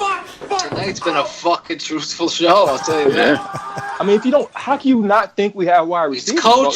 It's coaching. Absolutely. It's all about coaching, and that's why Trey is. I don't fucking get it. I don't fucking get it. You got this superstar athlete, and he's not even on third downs. You have Benny Cunningham, and that's coaching. That's game planning. How you create matchups. How do I get Tariq Cohen one-on-one with someone? I put him in the backfield. I put him in the fucking backfield, and I load up with receivers, and my formation dictates that. So I'm going to go trips left, one receiver to the right, with Cohen as the running back on third down. Now, my wide receiver that's single, they have to man up. And that does what? That leaves the linebacker or the nickel on Tariq Cohen. And that's a matchup you want to take advantage of. It's not happening, folks. Benny Cunningham's in. So we're talking about stupidity. You're going to hear the bloggers and the man bun holders and all these other people trying to fucking tell you about football they don't know anything about. It's the stat sheet on the next day. I'm telling you on the show that we break it down. I got to put it up on the screen. I can just embarrass people with it. I am the one your son don't need a gun to get respect up on the street. Go ahead, Trey, I'm sorry. I was gonna say, Phil, Tariq Cohen better be lucky I'm not his offensive coordinator, because that motherfucker would never come out the game. I love that. He'll be a tired motherfucker if I was his coach, because he could do anything. The only thing I have not seen this motherfucker do is block. That's it. Yeah, he can do anything else. I'm just jumping in, and then I'll let Shane and Aldo. I remember specifically. I don't remember what game. I just remember specifically Shane Marsaw tweet out, it's week 8 or 9 or whatever week it was. And Phil's been calling for that play since August. And it was a jet sweep motion. Yeah. Fake the handoff to Cohen and give to Jordan Howard, who proceeds to get 18 yards. Because the linebacker had to account for Cohen because he's so fucking explosive. So now he's thinking. And what do players do when they think? They stop moving their feet. And that's where you get open and separation. That's what formation does. That's why I know. Not cocky. I'm fucking confident that I would go out there and make this fucking team be not only a winner, they would win and be competitive. What we're seeing, you got a turnover and a punt return for a fucking touchdown, and you're trying to get conservative to win the game like an asshole. Fucking Christ, man. That's what happened. That's where your coaching sucks. That's where Brad Biggs and Larry Mayer and all these fucks can't ask Coach Fox, your conservative play calling, do you think it's detrimental to your young quarterback? Have him answer that shit. I'm sorry. What do you mean to do? I'm sorry. Have him answer that. How come formationally you don't try to attack your opponent's weakness? Ask him that. Yes, I'm sorry. I do not speak English. Okay. But they don't.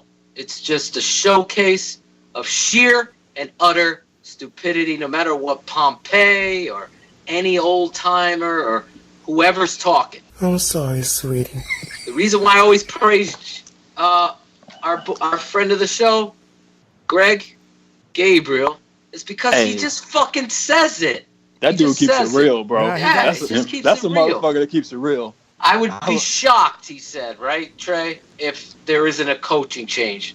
Well, on I hope he's Bears alive Hour still. Live, I was texting. I'm trying to make sure he's alive. Exactly. I'm about to tweet him. Jesus Christ. See if you're alive still. Sorry. That was my rant. 'Cause he must be a shocked motherfucker, man. I'm telling Yeah, I guess so. Phil, you talked about the play that you brought up, and it's not even that it's got to be anything that's, intricate and shows how, sophisticated Dowell can be. It's just like when Trey brought up Kendall Wright, one of our best plays versus San Francisco was a simple slant pass to Kendall Wright. And you see it maybe 2 times a game. Hello. And a simple slant pass can just, it's going to, Mitch, with his accuracy, it's going to be showcased on a play like that. And, you have the potential to get Kendall Wright in the open field. And you talk about Tariq Cohen. I think it was versus Tampa that he hit Cohen deep and Cohen ended up dropping it in the end zone. And then we've seen one more deep pass, I think, to Cohen. I think wasn't Mitch. If Mitch would have led him on that one, it ended up being about 52 That was Carolina. Yards. Carolina game. If he would have led him, it probably would have been been 6. But even attacking, like Trey said, why they're not going downfield. Once getting Adam Shaheen down the seam, taking a shot deep, even to Tariq Cohen. Hello. Marcus Wheaton, even. That's the best part of his game. Trey brought up that game when he had, I want to say, did he have like 212 yards in Seattle? Yeah, that's a hard place to play, too. Hello. Yeah. And Ben was just he was throwing him the deep ball, and he was running away from people. And that's all you got to do is take a shot. Get the defense thing. They don't do that.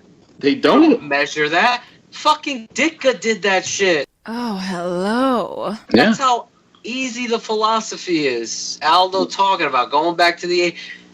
This is a coaching staff that's afraid. They're afraid of whatever it is. You can't make a mistake. And that is on the head coach. The team's a reflection of the head coach. Your quarterback is scared to make a mistake. He's not playing like he knows he can, and Shane's right. You saw the slant. Guess what? The touchdown to Inman. It's a slant. The completion on 3rd down to Inman, a slant. A completion to Wright on 3rd down, a slant. He's gaining his confidence. He's gaining his anticipation.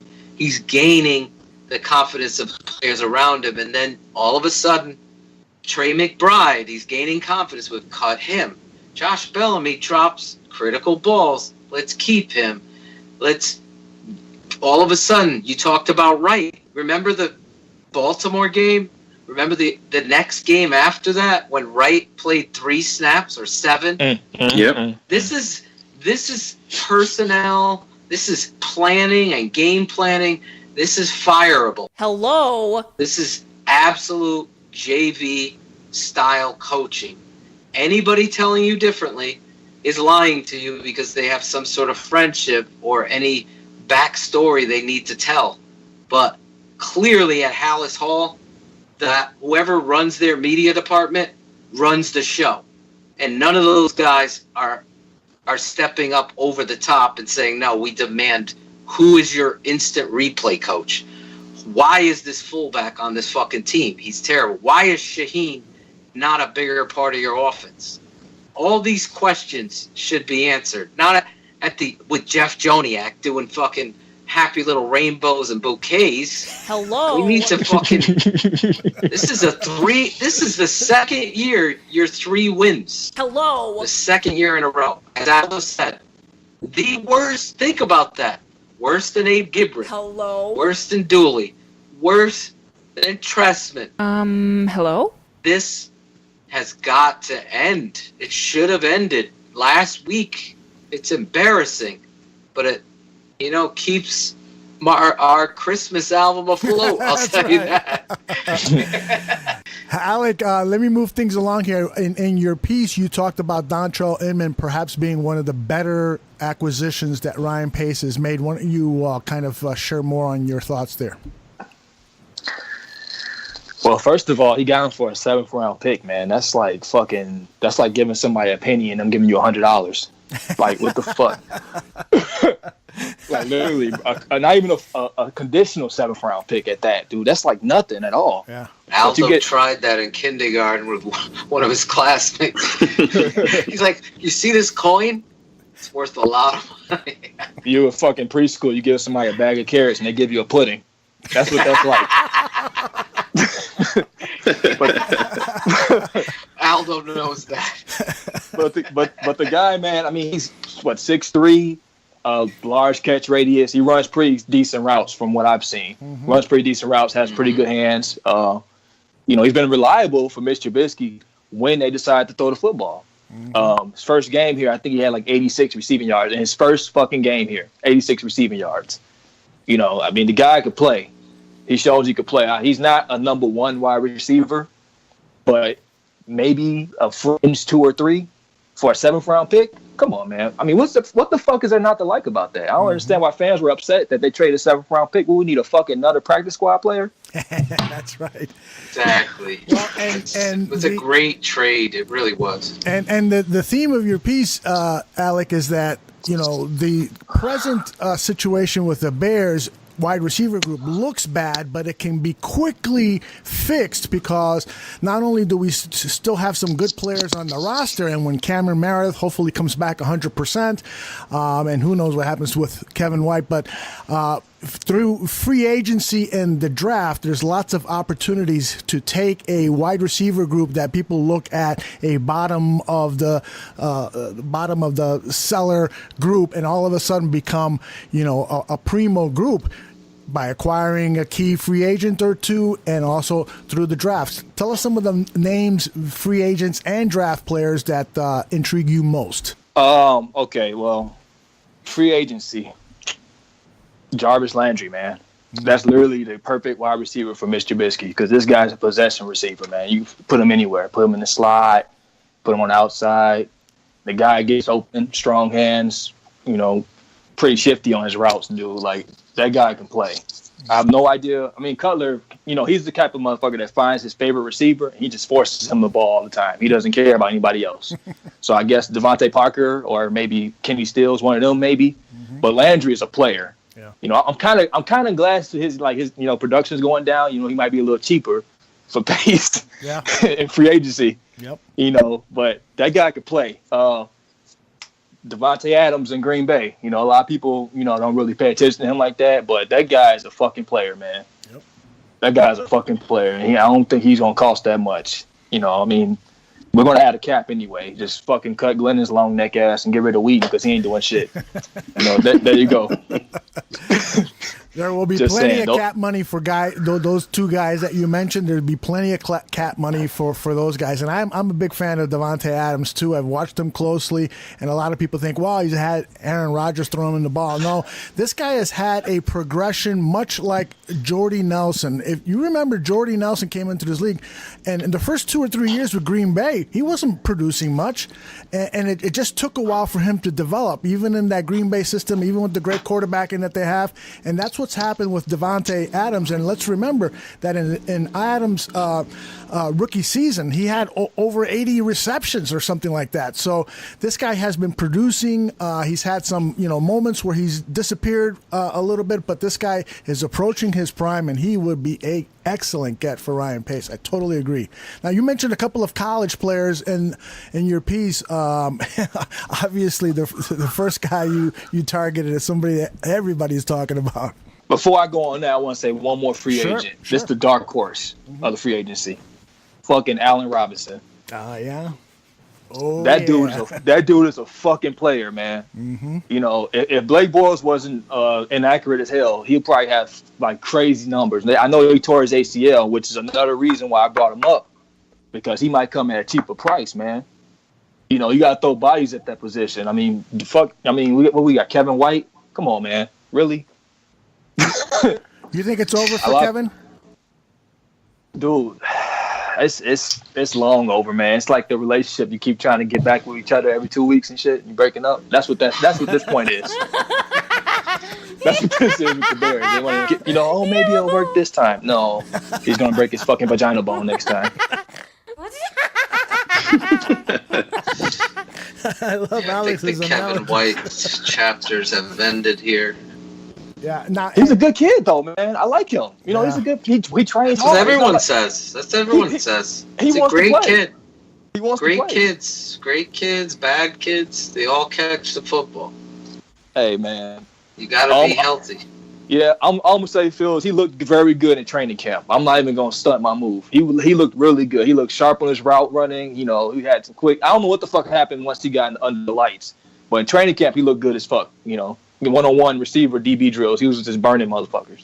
Nobody could stay in front of him. I'm like, okay, maybe this might be the year Kevin White, does some first game of the season, breaks his shoulder blade, which I've never heard of happening to a wide receiver before. So the guy's fragile. But like Aldo said, the college player everybody wants. They got Calvin Ridley out of Alabama, man. Mm-hmm. That motherfucker's a player, man. I'm telling you. That dude's a player. Shane's boy. I think he has the potential to be a 1,000-yard receiver his first year in the NFL. That's how good he is, man. He's the best route runner in the draft. Easily. Yep. It's not even close. No. The one big drawback to Calvin Ridley is he's a lot like Kevin White and like a guy like Kyle Long. As he's going to be an older rookie. He's going to turn 20. He'll actually be a 24-year-old rookie next year. And some people don't think it makes that big of a deal. And yes, 24 is still young, but you have to think of it in terms of, like Trey brought up, Jarvis Landry and Devontae Adams. You're going to be signing them to their second contract as 24-year-old guys. And Calvin Ridley's going to be a 24-year-old wide receiver as a rookie. So that's something that factors in also. Yeah, it's a good point. I would say if he's going to provide immediate dividends, though. Unlike some other guys who are going into their second contract who are starting to provide dividends. Ridley is going to come in day one and be your number one wide receiver. So there is that to it. But I get what you're saying. At 24, you have lost 2 or 3 years that you'd love to have seen the guy play the NFL game. Then I'm not worried about that. No, either, you're not? No, because especially at the wide receiver position, as Shane said, best route runner in the draft. I agree with him. He reminds me of young Marvin Harrison when he was at Syracuse, just in and out of those breaks and creating separation. Tremendous at the stem. Just really. Soldier Field slip count. Let's not forget it factors in. That's the sad part. I'm telling you, when people say wide receivers go to die there, Soldier Field slip count is part of the issue. And Shane's not joking. We harsh on this. I put it in the damn song.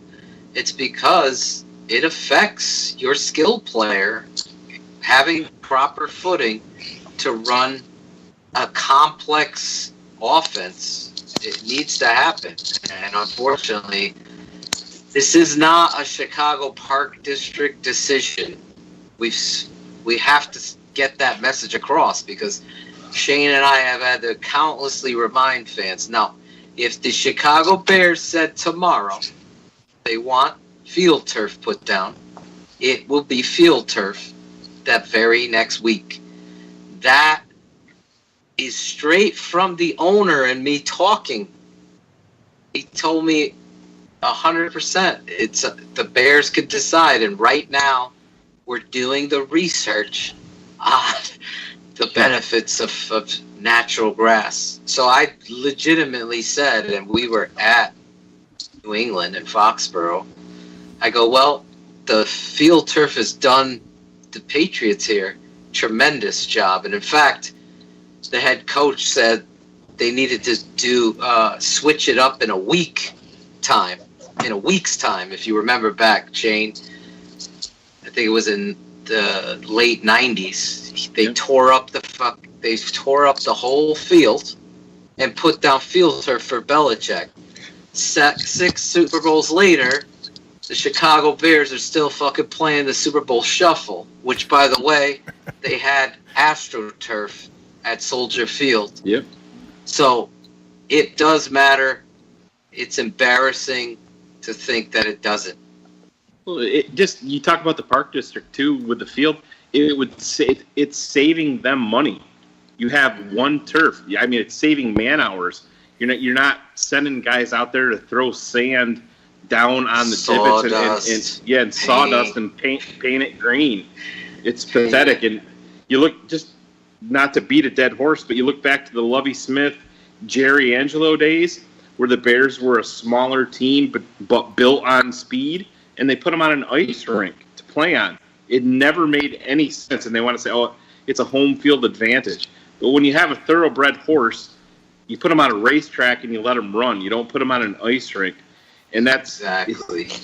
It makes a difference, guys. We all watch football. Like you watch, like Trey, you watch Calvin Ridley when he's running in Alabama, and I know it's down south, but just watch the Philadelphia Eagles. They play in the Northeast. You see their players, and they look faster. You watch the Chicago Bears. You put them on that field, on the same field, and they look slower. It's a sloppy surface. It's just more mismanagement up top. It's sad. It drives me crazy. I'll say this. This season, in my memory, the field has never looked better. We've seen fewer slips, and to me, it just hasn't been this season as big an issue as it's been in the past. I agree. Well, it's been a mild weather-wise. Exactly. And, part of the problem with that turf has always been because the stadium is by the lake, and so there's all this moisture in the air and blah, blah, blah. But, I agree with you that they should go to a more 21st century solution to the field. But to me, the problem this year has nothing to do with the turf. It has to do with John Fox, Dowell, Loggains, Ryan Pace not having any balls to go to wake up Virginia McCaskey and say, I'm firing your drinking buddy, John Fox, the guy that gets you the carton of cigarettes. I'm firing him, and that to me is the bigger issue. But I've gone to a couple games this season, and I've been waiting for the turf monster to trip up Terry Cohen and stuff like that. It just hasn't happened. It's been a fairly solid surface. So, all right, guys, we have to move on because we had some before you got here, Alec. We had some technical difficulties. So I'm not even sure how long we've been recording. I'm going to add it up, and it's probably already an hour and a half. So, Alec, can you stick around for Bear Up, Bear Down? Yes, I can. All right. I'm definitely down. Okay, so here's the deal with Bear Up, Bear Down. The intro music is so long that you can go take a shit and be back in time for the start. Yes, sir. I was gonna say, for Bears Up, Bear Down, you can always fade out after the second part where the announcers come in. Yeah, but I gotta go take a This doesn't even have. Oh.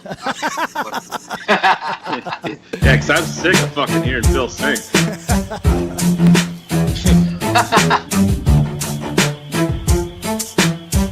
Bears Barroom Radio.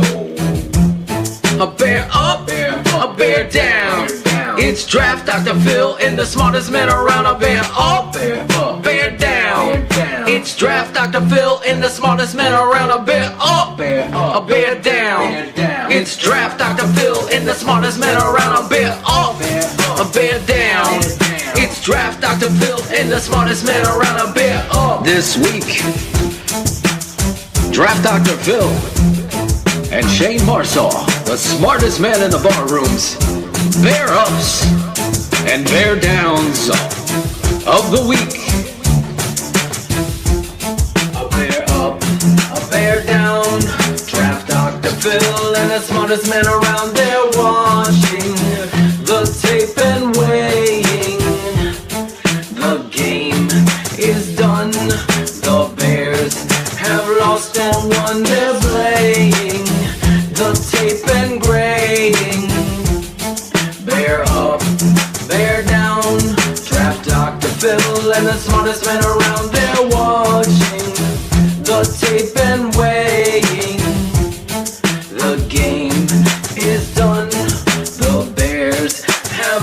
the one that's playing.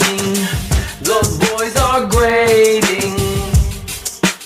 Cheeto bloggies, I take them out like my girlfriend. Smack 'em, flip 'em, and stick 'em until you can't bend. Till then I'm still, I got hype credential. Barflies blown out fraud brothers like Nintendo. 5'7" kind of a small one, but I still store bums. Key suckers in doldrums.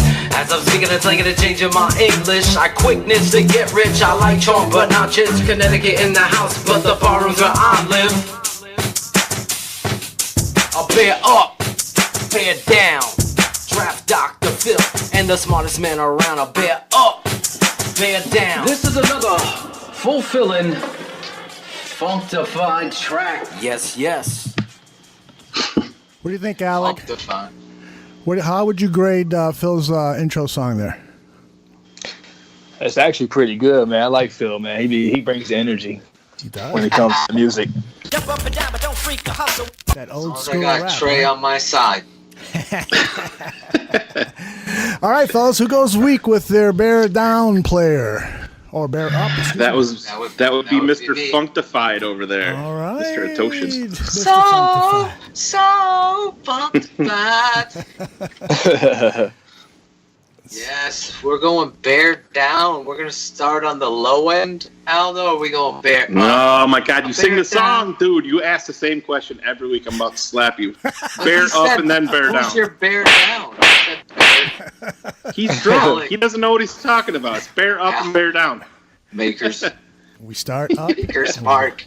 Everything that goes up must come down. So up is where we start. We are going to go up.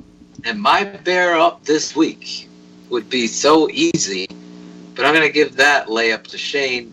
I'm actually going to go to a guy who repented and came back with a vengeance on the football field when we called him out. Taking my boy, you fucker. I could tell he about to take mine, too. You could tell by That his would tone. be Kyle Fuller coming out motherfucker. there. I thought Kyle Fuller really came back to play. You know, breaking on the football, being physical, letting his presence be felt, all the things you really want out of a defensive back. Just, I gotta say, you know, he played with a swagger. You want to see corners be able to have a short-term memory, come back on the next play.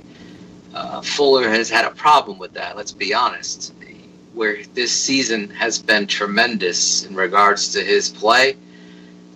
He did have a very, very poor week, and to bounce back and play as well as he did was a testament to him. And really, he's my bear up of the week, Aldo. I think it's a good choice.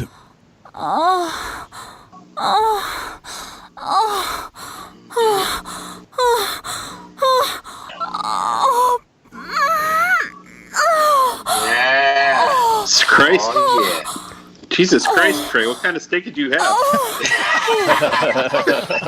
Who you got with you there, Alec?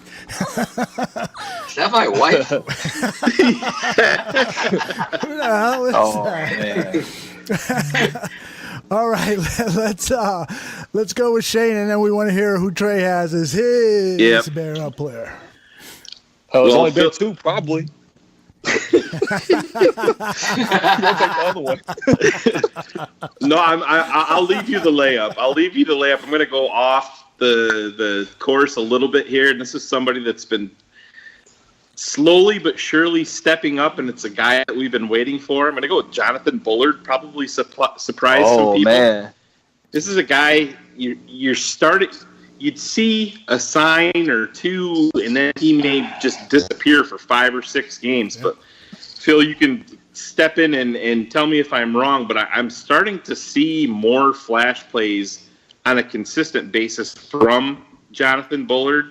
I don't know if it's because he's finally healthy, and I know Mitch Unrein he's going on IR, so his playing time is going to go up, and he's really a guy that nobody talks about that could, if he can get that consistency, be a humongous piece to this defensive line moving forward, because when he is able to explode off the ball like we saw at Florida and in the NFL at some, moments, he can affect games. It was just that consistency hasn't been there, but I'm seeing him show up more and more than I have previously. And with the way that this season has went, way off course, I focus in on little things like that can get me excited moving forward. And to me,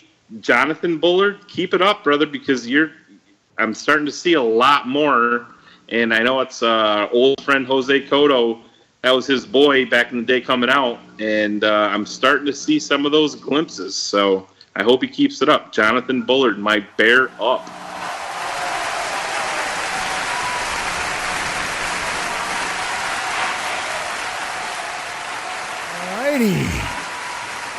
Alec Lifschultz. All right, I'm just gonna say one thing. I should have known Phil was gonna take my guy, because every fucking week we ask the same fucking question. He always says the player that comes to my mind first every week. It never fails. I'm like, God damn it. I just want to say one thing about Kyle Fuller. I'm gonna say my guy. Go for it. Since week 2 of preseason, Kyle Fuller changed my mind about everything I said about him during training camp. Because that man came out there against the Cardinals and was just like fucking aggressive, hands around the ball, making tackles. I'm like, okay, I see you out there, Kyle. As the year progressed, you see him just constantly just being aggressive, trying to make those hard. You don't see too many cornerbacks that aggressive in tackling like Kyle Fuller. You're not gonna see too many out there that want to get in the dirt, or take on a fucking tight end by themselves. Not too many want to do that. He's starting to learn like the little nuances of playing the cornerback, the little like under the radar hand checking so the ref don't see you, throw off the wide receiver's route a little bit. You see Kyle making those kind of plays. Like he ain't used to make those kind of plays. He used to get dusted. Kyle used to get burnt a lot. And, you see him like his game has progressed a lot. And a lot of Bears fans say things like, "Oh, Kyle Fuller, he had a bad week." I want to say it was against the Eagles. Motherfucker, the whole team had a bad week against the Eagles. You know what I'm saying? Like, it was just a bad week. You can't just, discredit him. It's so hard to play cornerback in the NFL, man. Like, these wide receivers are big, fast, strong, and athletic as fuck. It's hard. You're not going to fucking lock them down every week. So I'm just going to say this last part. Patrick Peterson is a top 3 cornerback to me, right? DeAndre Hopkins destroyed this man when they played him this year. Destroyed him. I'm talking about he had Patrick Peterson looking like he didn't deserve to be on the field with him. It's hard to play cornerback. You're going to have those weeks. So give Kyle Fuller some patience, man. He's starting to show flashes that he could be a great corner. Give him his money. Let him stay. I don't give a fuck anybody say. Now, with that saying that, my bear up of the week is going to be somebody who we all fucking talk about, someone who we all know is a great player. He hardly ever even has bad weeks. Tariq Cohen. All right, I'm going to be that guy. Fuck it. Dang. Since you got to talk about players. That was the layup. Hey, fuck it. That was Nothing a dunk. wrong with the layup. Y'all dunk that. That's a Unless dunk. you're Connor Barth. I mean. Tariq Cohen, man, that punt return, man. Like, literally everybody was like, no, what the fuck are you doing? Then all of a sudden he turned around, went around the other side of the field. It was like, oh, shit, yes. Everybody was probably on the edge of the seat, mad as fuck when he was running backwards, man. He just turned that whole play Shane around. was, I'll tell you that. Yo, my God. Did you hear his quote today on the punt return? It was great. They asked him about it, and he's like, yeah, it was. Somebody said, well, the punt return, the call, it was supposed to go left. And Tariq goes, well, it went left. It just took a little while for it to go left, but it ended up going left. He's right. Yeah, fucking Tariq Cohen, man. Like I said earlier, I was kind of cut off a little bit, but if I was his offensive coordinator, this dude would never come off the field. You would fucking be in the slot. You're going to be the X, the wide receiver. You're going to fucking be in the backfield. I don't give a fuck. You fucking throw some footballs because you can throw touchdowns too. You're going to be on the field a lot, bro. I hope you had your Gatorade and a good night's sleep because you're going to play a lot today. That's what I tell him. Tariq. I say bounce that shit like whoa. Hey, bounce that shit like whoa, whoa, whoa. Whoa, whoa. Bounce that shit like whoa. That's for Tariq. Here's one thing that I'll tell you. Another reason why this coaching staff sucks, because when he started going back and he lost 15, 20 yards, if he would have been tackled back there, Tariq Cohen would not have seen the field the rest of the game, and next week he would have had 8 snaps, because that's how this coaching staff is. They reduce your snaps if you make a mistake, and especially if you are a young player. And you know, and that goes back to Fox is coaching to save his job and not coaching to develop players. He's not giving them the freedom to go out there and bust balls, go out there and play recklessly, go out there and don't worry about throwing an interception, Mitch. Step up in the pocket and throw that ball, release that ball. But instead, they've drummed into his mind, don't do that, don't do this. And Tariq, I was afraid that Tariq we were never going to see a cutback play again from Tariq, because after that one play 3-4 games into the season when he was doing a lot of shuffling in the backfield, all of a sudden the snaps started to reduce for him. And so I'm so fucking glad that he scored a touchdown in that punt return, and hopefully John Fox has learned the lesson that if he wants to have any respectability as a head coach, let the fucking players play. Let them play. I want to say before we move on, like, although if he would have got tackled on that punt return, we probably wouldn't have saw that man again until training camp. Yep. I hear you. Yeah. I hear you 100%. Bear up, bear down. Draft Dr. Phil and the smartest man around. They're watching the tape and weighing. The game is done. The Bears. All right, Phil. Who you got for your bear down player, the one player that you wish would not have suited up to play against the 49ers? I hate to do it to my white people, but... Wake up, white people. Both white boys on this fucking team let me down. Fucking Mike Burton's ass and Chris Przinski's ass. So the Polish and the English got something going on here with the Bears. But seriously, I'm just going to take the easy way out. I can't express this enough. And you say what you want. I just have been in this game my whole life. It doesn't take me to point this out to people like Trey and others that study the game. But these keyboard tough guys, these bloggers, these guys that are portraying to be football guys, will tell you, and I saw 2 guys that are well respected talking about what a great job Mike Burton's done. And let me tell you, the complete utter opposite of what a fullback is, Mike Burton has done. And it's disappointing. And once again, we're seeing Shane in back-to-back weeks. You saw just horrific play. I've never seen a fullback cower to contact the way I did watching, what's his name? Ruben. What's his name from the rookie from San Francisco? Reuben Foster. Alabama. Reuben Foster, thank you. Ruben's coming to fill the hole and meet on contact blindly the fullback. The fullback actually cowers to him. I put the video up on my timeline. In terrible. Contact and just fits in the way. Jordan Howard, who doesn't get enough credit for what he is and what he's facing, the uphill battle between refs, the defenses, and his offensive coordinator, and the offensive line play. And what tremendous job. He reads it and cuts back into the hole and makes a big run off the play. And some of these keyboard guys are praising Burton for a great block. That's what you're dealing with in this Chicago Bear world of football analysts. Right here, I'm telling you, horrific game played by Burton. He brings nothing to the table. Again, he's taken away from creatively using Tariq Cohen and Adam Shaheen.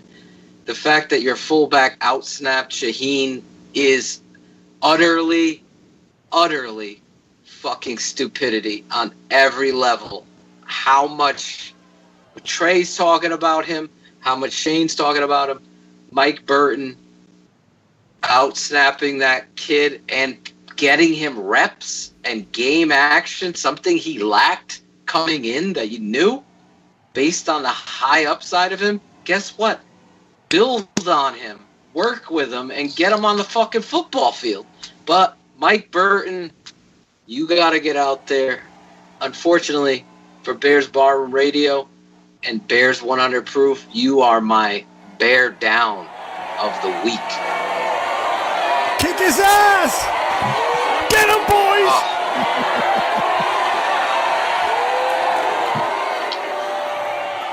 Anybody gonna disagree with Draft Dr. Phil on that one? No. I instantly thought about the movie Office Space when they sat there sitting the guys down and they put the fucking inside the little conference room and like, so what exactly do you do here? Exactly. I gotta find that drop. That's awesome. Well, just think about what Phil said: a fullback that shies away from contact. Yeah. A fullback. What? That's the first thing they crave. You had one job. You That's your job. And this is a Dowell Loggains decision because he loves the fullback position, and so it's another strike against Loggains and his player personnel decisions and John Fox for approving it. All right. How many fullbacks are even rostered in the NFL? That'd be worth looking up. I think I saw that it was 9. 9 teams have a fullback on a roster. Nice. Look at that. How many of my playoff teams, though? Yeah, that's exactly what I was going to say. I'll look into that. Good question. There's 2. All right, Shane, why don't you go next, and then Alec can finish us off. Yep, my bear down of the week didn't really get much playing time, but it's more of the same. I'm going to go with Pernell McPhee. Woo! Oh, good call. It's just, when Pernell got here, he was, always talking about that dog and firing up the defense and being that guy. And, when he was healthy, those first, 5 or 6 games as a Bear were the best that we have really seen of him. But at some point, the talking needs to stop with Pernell because it's at the point now where that's all he, I'm not going to talk until we win again. Well, see you next year, man. That's really at this point. Yeah, I never hear from him again.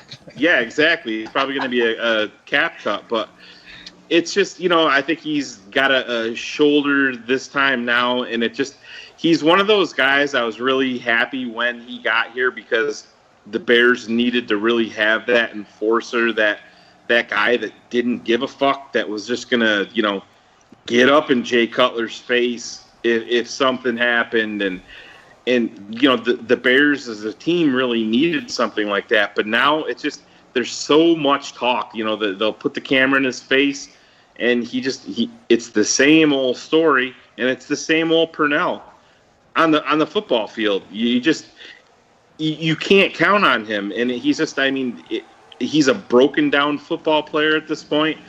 And just, if that's what you are, that's what you are. Don't try to talk publicly that you're more than you are. It makes the whole entire process look cheap, and I'm at the end of my rope with Pernell McPhee as a Chicago Bear. He's never going to be healthy. It's precisely why Ozzie Newsome let him, walk out of the building in Baltimore, because they knew that the knees were an issue, and now, we see him with a shoulder injury. So Pernell McPhee, it's just, really you could be a Bear down for your entire career other than the first 5 games that you played. I'm sick of hearing the guy talk. IR him and Ryan Pace will probably go out and sign a 36-year-old linebacker to take his spot at this point. But just I'm sick of the talk, and he's really showed nothing on the field when he is out there. So Pernell, you're my Bear down of the week. Oh, they're rioting outside. They're rioting. I don't know how you feel about this, Alec, but I don't quite agree with with Shane there. I think that some players need that talk in order to fire themselves up. And yes, he's not backing up the talk, but I think that just has to do with the fact that he's a broken down player. The problem is that he's on the roster and that he is an injured reserve, or they should have just cut him, but I think Purnell is a guy that just needs to talk in order to fire himself up, and he tries to fire up the rest of the team. I remember when I was a kid and played basketball, I was kind of quiet, average player. All of a sudden I hit a three-point shot or blocked somebody's shot, and all of a sudden I started getting a little more brave and say, yeah, motherfucker, don't come in the lane. Grab your shit. Yeah, grab your shit, motherfucker. Bring that ball into the lane. I'm going to fucking reject it downtown. All of a sudden I started playing better, And so some guys just need that. So I don't know. I'm not quite there with you. All right, Alec, tell me what you think. All right, well, like Shane said, man, he has been talking a lot lately, but his first year here, he was actually not a bad player at all, man. Like you said, that game against the Seahawks, I think he had like 2 or 3 sacks his first season here. Yep. Like he was talking and backing it up. His first 5 or 6 games, he was fantastic. I mean, he had a big interception versus Oakland. Right. I remember that, and he actually almost scored a touchdown on that one. But so I think overall, the first 5 or 6 games he played were the best that we've seen of him as a Bear, unfortunately. He's a pass rush specialist and should not be playing every down. That's the issue. Yep. He came out like gangbusters, man. That shit changed quick when he got that injury. Mm-hmm. I was just joking the other day. I was saying between him and Lamar Houston, they got like one good knee between them. That's fucked up. I shouldn't have said that, man. But No, fuck, it's true. Fuck, it's true. Yeah, it is. My bear down of the week. I hate to say it, man, because he's my boy. I feel like he's the future at that position. I think he's going to be a cornerstone for the franchise for a long time to come. But I'm going to have to go with my boy Eddie Jackson, man. Where the fuck was he at? Oh, man. Where the fuck was he at, man? Marcus Goodwin's out there putting up 100 yards over the middle of the field. What's going on, guys? What we got? What's up? Fuck it. Yeah. I know He had a Brzezinski. bad week last week too. Man, that's because they was out getting pussy in their face all night. Yeah, exactly. Out there damn strip club in Philadelphia, man. Well, but he's a young player, man. Like I said, he's gonna bounce back. He's gonna be a cornerstone for a long time to come. He's a good player. He'll be around. But damn, dude, like what the fuck happened? I think what happened was Chris Brzezinski happened. Man. That guy was terrible, man. I'm surprised you guys didn't pick him. Really. I was giving Shane the layup. Oh yeah. Well, you tried doing That's it with why I Cohen. said White Boy Wednesday for AC. Yeah. I was gonna take him too, but it was just too obvious, man. It is obvious. But I You're talking about somebody that shouldn't even be on there. I was so pissed off when I saw that they brought him in, and somebody made a comment. Why not play Hall? Like he's been there in the meetings, working his way back to health. And the thing about it is, it's not like wasn't his injury? Wasn't it an arm or something like that he hurt? Yeah, it's not like he was not coming a back leg from injury. Yeah. So it's more of the same, Phil. I mean, we just happen to root for the team that brings in a guy off the street. Well, think about it this way: Chris Brzezinski got beat out on the roster by DeAndre Hall, and then they both got added back to the roster at the same time, and the Bears kept DeAndre Hall on the bench for Chris Brzezinski. So that makes a lot of sense. I just want to say real quick before we move on. Mm-hmm. I was going to say Carlos Santos but that would have been wrong though. I mean, the guy's injured, but only the Bears can have this situation happen. Yeah, they cut Robbie Gould, right? Cut Robbie Gould, so they signed Connor Barth, who never looked impressive at any point during his time as a kicker, right? So they cut Connor Barth, signed an injured kicker. That doesn't even fucking kick the damn football. And the game, we play the 49ers. You have the punter kicking the ball, right? Robbie Gould hits 5 fucking field goals. I mean, right down the middle, all 5 of them. And then fucking a day or two later, You put the kicker that you signed for bad leg on injury reserve and sign another fucking kicker. That's the only time. That's some Bears shit right there for you, man. Yeah. That don't even make sense. My head's spinning from thinking about that shit. And we got Robbie Gould talking shit to the Bears side. Like, I was so fucking hot. A fucking kicker talking shit to us, man. Come on, what? That's what I tweeted. I tweeted out. I said, talk all you want, Robbie. Yeah, to tweet all you or scream all you want, Robbie. Fuck you. Oh, I was so pissed. And then look. Here's the irony. The irony goes on, right? A couple years ago, against when they fucking had Blaine Gabbert playing fucking quarterback for him. This motherfucker missed the game time fucking field goal, man. Yeah. At the end of that fucking game. That's the irony continues with the Bears. It never stops. The irony just keeps going on and on. That's some fucking curse voodoo bullshit that's on the Bears. That's what's going on here. Somebody threw one of these Puerto Rican Santeria curses on us. We need to fucking kill a couple chickens and get rid of this shit. We don't practice Santeria. We ain't got no crystal ball. All right, guys. Let me say before we go to our shout-outs, I want to thank Alec Lifschultz not only for being on the show, but for his brilliant writing, his support of the Bears Bar Room, his tweets. When he comes on Bears Are Alive, and the comments that he leaves in the chat room are priceless. I got to copy and paste that and just put them as a post on the Bears Bar Room because some of the funniest one-liner shit that I've ever read. Alec, you are the man. Thank you very much for making time for us today. Thank you very much for the articles you're writing for the Bears Bar Room, for all your support. Dude, greatly indebted to you, and just, I can't wait to meet you in person and fill you up with beer and steak. Hey, boy, man, I'm always down for a good steak. I'm always down for a tall glass of beer.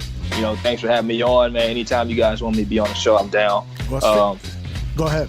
Like I said, man, I hop in the Bears Hour Live, chat room. I know a lot of bar flies are in there. I just talk shit, man. That's what we do. That's right. I know you guys can't keep it a buck I know you guys can't keep it at 100 on Bears Hour Live because it's a family show, so I keep it 100 in the chat room for you. There you go. Thank you for that. That's why we love you, bro. All right, let's stick around, Trey.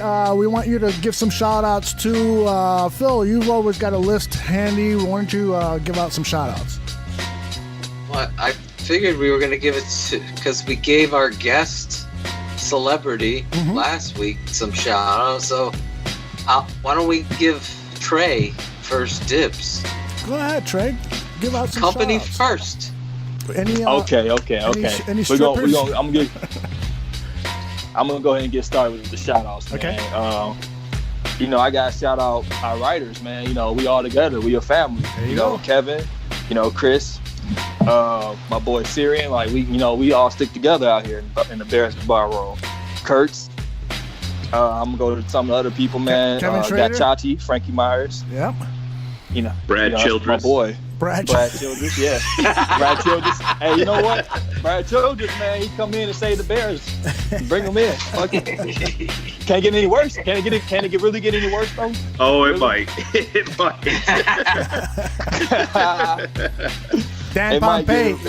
Dan Pompey was going to write for us, and then he said that shit that John Fox is a good coach, so we don't want him at the bar room. Yeah. I got to shout out Dustin. Oh, yeah. Dustin's out there. He always out there. Who's that? I never heard of him. Who this? Guy sitting in his Speedo on the beach. Oh, yeah. All 280 pounds of him. bearded Bears fan out here. He's showing support. Oh, yeah. Isn't he from Australia? I believe so. That's Grandpa Beard. Grandpa Beard's from Australia. Grandpa Beard. Shout his ass out. That's my boy, man. I've been fucking with him for a long time. I don't want to take everybody, man. I'm gonna leave some for you guys. Go ahead. Shane, why don't you step into the pocket, Shane? Shane, step in. You want me to send out some shout-outs? Yeah. Yeah. Oh, man. God, He's not prepared. yeah. Fucking checking his computer right now. Can I give White Robert Boy Wednesday. Can I give Robert Zaglinski a shout out for making my dumbest tweets of the week selection pretty easy for me this week? So shout out to you, Robert, you and your man bun, fucking idiot. Shout out to our boy Scar holding down the Bears fandom down in New York City for us. Scar, he's our boy. That's my boy right there, man. Scar keeping Yep. $150 with everybody. He don't Keeping- give a fuck. Yep. 100%. You got Zeke. Oh, my boy Zeke. Our boy Zeke. B Diddy at BQuinn34. Yeah, I'm just going through. Got to shout out our boy at Aldo Barkeeper. I'm not sure if you guys know him. Like a crazy motherfucker. Fucking asshole. That's what that guy is. He's the only guy that could stop Tariq Cohen last Sunday. Him and his nephew.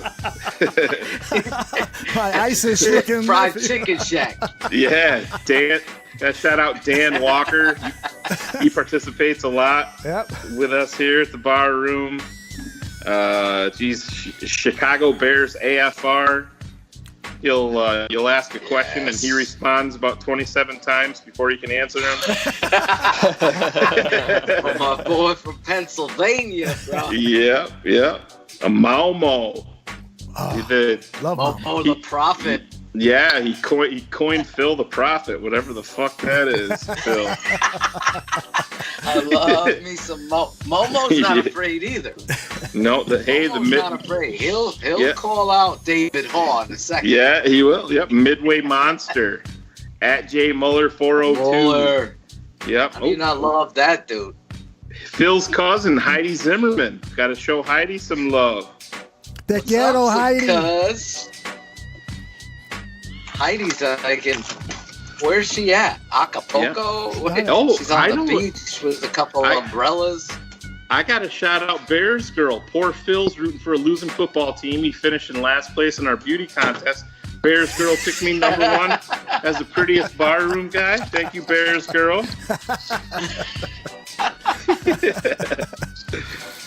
Mama Bear. Got to shout out Mama Bear. AC. Got to get her on the show one of these nights. Oh, yeah. She got sick on us last time. I'm going to say, Phil, do you want to say Ben's last name since you fuck it up every week? Driscoula. There you go. From Transylvania. Yeah. Chris Flynn at Fly 1965. Big barroom follower. Yeah.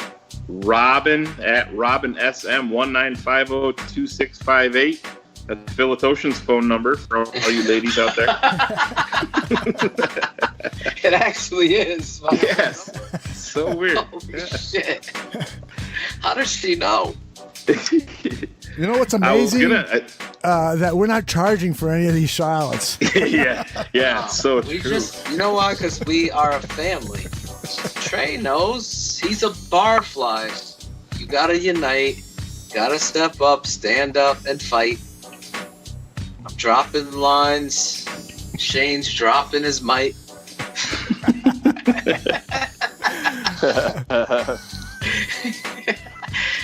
All right, Can Shane, I you send got a it? shout out to a couple guys, Aldo? Just a couple, bro. That means 200. I gotta shout out Badge, Ryan at Ryan yeah, Badge. Been bringing it lately. I thought he said Badge. Badge, that's his name. No, I thought you Twitter said Badge, Badge with a V. Oh, Badge. Oh, that's Aldo's parting words. How about JC Payton? Yep. Big follower. Glenn's on at GPZ27. My boy Big Willie Brown, WB Protection. He is a big bodyguard for all these stars out there and is a big fucking bear barfly. Gonna be your bodyguard soon. Yeah. He was helping Britney Spears out this past weekend. Letting her hear the truth. We gotta have him on the show. Britney gave it a thumbs up. Yeah. Britney liked the truth. At Eric Cannon, Big Bears Barfly, Chicago Hitman, obviously Marlon, Josh Bellamy's cousin, Harris,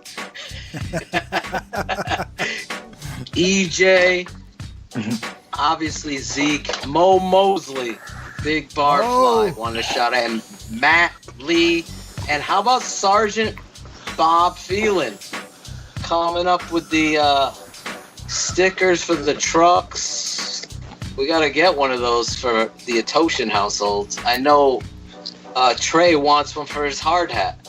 I want one for my hard hat, and I want like an industrial big giant ass one so I can get on the fucking swing scaffold and put it on the Sears Tower. Nice. That'd be awesome. Yes. Hey, can we Bears Phil, Barroom Records. Phil, your Get this, Bob. speaking of hard hats, you got to shout out the Georgie U who wanted to trade Jordan Howard for a second-round draft pick. Oh boy! Wait! I'm surprised that wasn't the dumbest tweet of the week. Yeah, I didn't even want to. That gave me a headache just reading it, so I couldn't go there. So I went with Man Bun instead. But yeah, he's not even worth a first rounder. No, he said he would easily. He said he'd easily trade Jordan Howard for a second-round draft pick because he's not a complete running back. What? I think I saw somebody say that, and I was like, if someone really came to me and told me that they would trade Jordan Howard, I would literally punch them in the nose. I don't give a fuck. I'll punch them. They deserve that. Because that's stupid as fuck. Yep. It's as bright as our offensive coordinator. Hey, you know what? I think what's going on, man. I think him and Fox are really just trying to outcoach themselves out of a job so they can just go chill with their money. Yeah. And they're doing a good job. Yep. John Fox is going to go retire, and Dowell Loggains is going to go back to fucking baking cookies in the Keeber Elf tree. Some goddamn player. Yeah, John. He's going to coach Tennessee. He's going to accept the job. John Fox is getting paid next year no matter what. So That's right. He's living the life. That's right. It's going to be a parachute payment that they'll give him, and they'll maybe slip a couple extra $100,000 so he won't badmouth the organization. Hush hush music money. Get the fuck out of here. Maybe Dowell's trying to get a head start on making fucking toys for Christmas next year. That's what the fuck he's trying to do. Fuck him. Hey, he looks like Little dumber boy. No, he's a little elf on Rudolph the Red-Nosed Reindeer that became the dentist. That's right? exactly who the fuck he looks like. He wanted to be a dentist. We were talking about how he sniffles at all his press conferences like he's got a little cocaine habit or something. Yeah. Hell yeah. He's our little dumber boy this Christmas, Aldo. Oh my gosh. Let's end the show with that. You want to end the show with that? Hey, we can end it right now. Come on. Fuck it. All right, guys. We have some. What's coming out tomorrow, Aldo? Oh. What song is dropping? I can tell you if you want. Go ahead. Tease away, brother. Listen, tomorrow morning or afternoon. Oh no. Or midday. Let me say it. Let me say it. Go ahead. Tomorrow we got Mikey. There you go. Mikey. Mikey, the red-faced giraffe, but we're debuting that on the Buffon 55 show. So at the end of Buffon 55, you get a free hoodie. You stick around for the end of the Buffon 55 show. You get to hear Draft Dr. Phil's Mikey, the red-faced giraffe, and you get a free Buffon 55 hoodie. I just want to give credit to Shane Marsaw for coming up with the title and the idea. Okay. Yeah. Tell me now after I've already printed the credits out. All right, guys, we gotta go. I got 6 hours of editing here, and I know some of you guys have jobs. I think all of you have jobs, right? Hey, that's what God made coffee for, man. Yeah, I hear you. We get up. Dunkin', or are you a Starbucks guy? I drink any kind of coffee as long as it's got caffeine in it. Hey, I'm an at-home guy. I'm my own coffee pot. I still have a coffee pot. I think I'm like one of the only fucking people that still have a coffee pot. Is it a coffee mate? Is it a Keurig? No, it's quick route. It's a straight up coffee pot, motherfucker. Put the water in that bitch. Put the ground beans inside that motherfucker. Old school. Fuck all that new age hippie bullshit, bro. Give me a pot of coffee. Is the girlfriend buying the coffee? Are you? Is there a selection? Are you doing the Puerto Rican coffee? Are you? Hey, bro, you know what? It's a spot in Chicago called the Chicago Coffee and Tea Exchange. You go there, get your own beans. They got all kind of flavors, man. Bring them home, grind the bitches up. My old man put me on a long time ago. This guy's getting strong coffee. Man. Makes your dick hard. Bringing it. All right, guys. I thought you said you drank coffee, Aldo. He spikes it with Viagra. That's right. And then you won't hear from me for hours. I'll be in the emergency room. Oh, man. All right, I'm fellas. a Dunkin' Donuts in the morning, so there you go. Yeah, I drink anything. Fuck that. And then throw a little Maker's Mark in it. I'm ready to go. There you go. Can't wait to take in the game next year with you, Aldo. Because I ain't paying for this bullshit, I'll tell you that. All right, guys. That was fun. Trey, loved having you on, man. That was awesome. Good job. Hey, man. Thanks for having me on, man. Anytime you guys want me, I'm here. All right, brother. Perfect. BearsGrl, you still there? Yes. This is the end of the show. You and I can now share secrets. No. Come on, BearsGrl. I'm not recording anymore, I promise. You're lying. I'm not lying. No. Tell me your favorite sex positions. Let's go.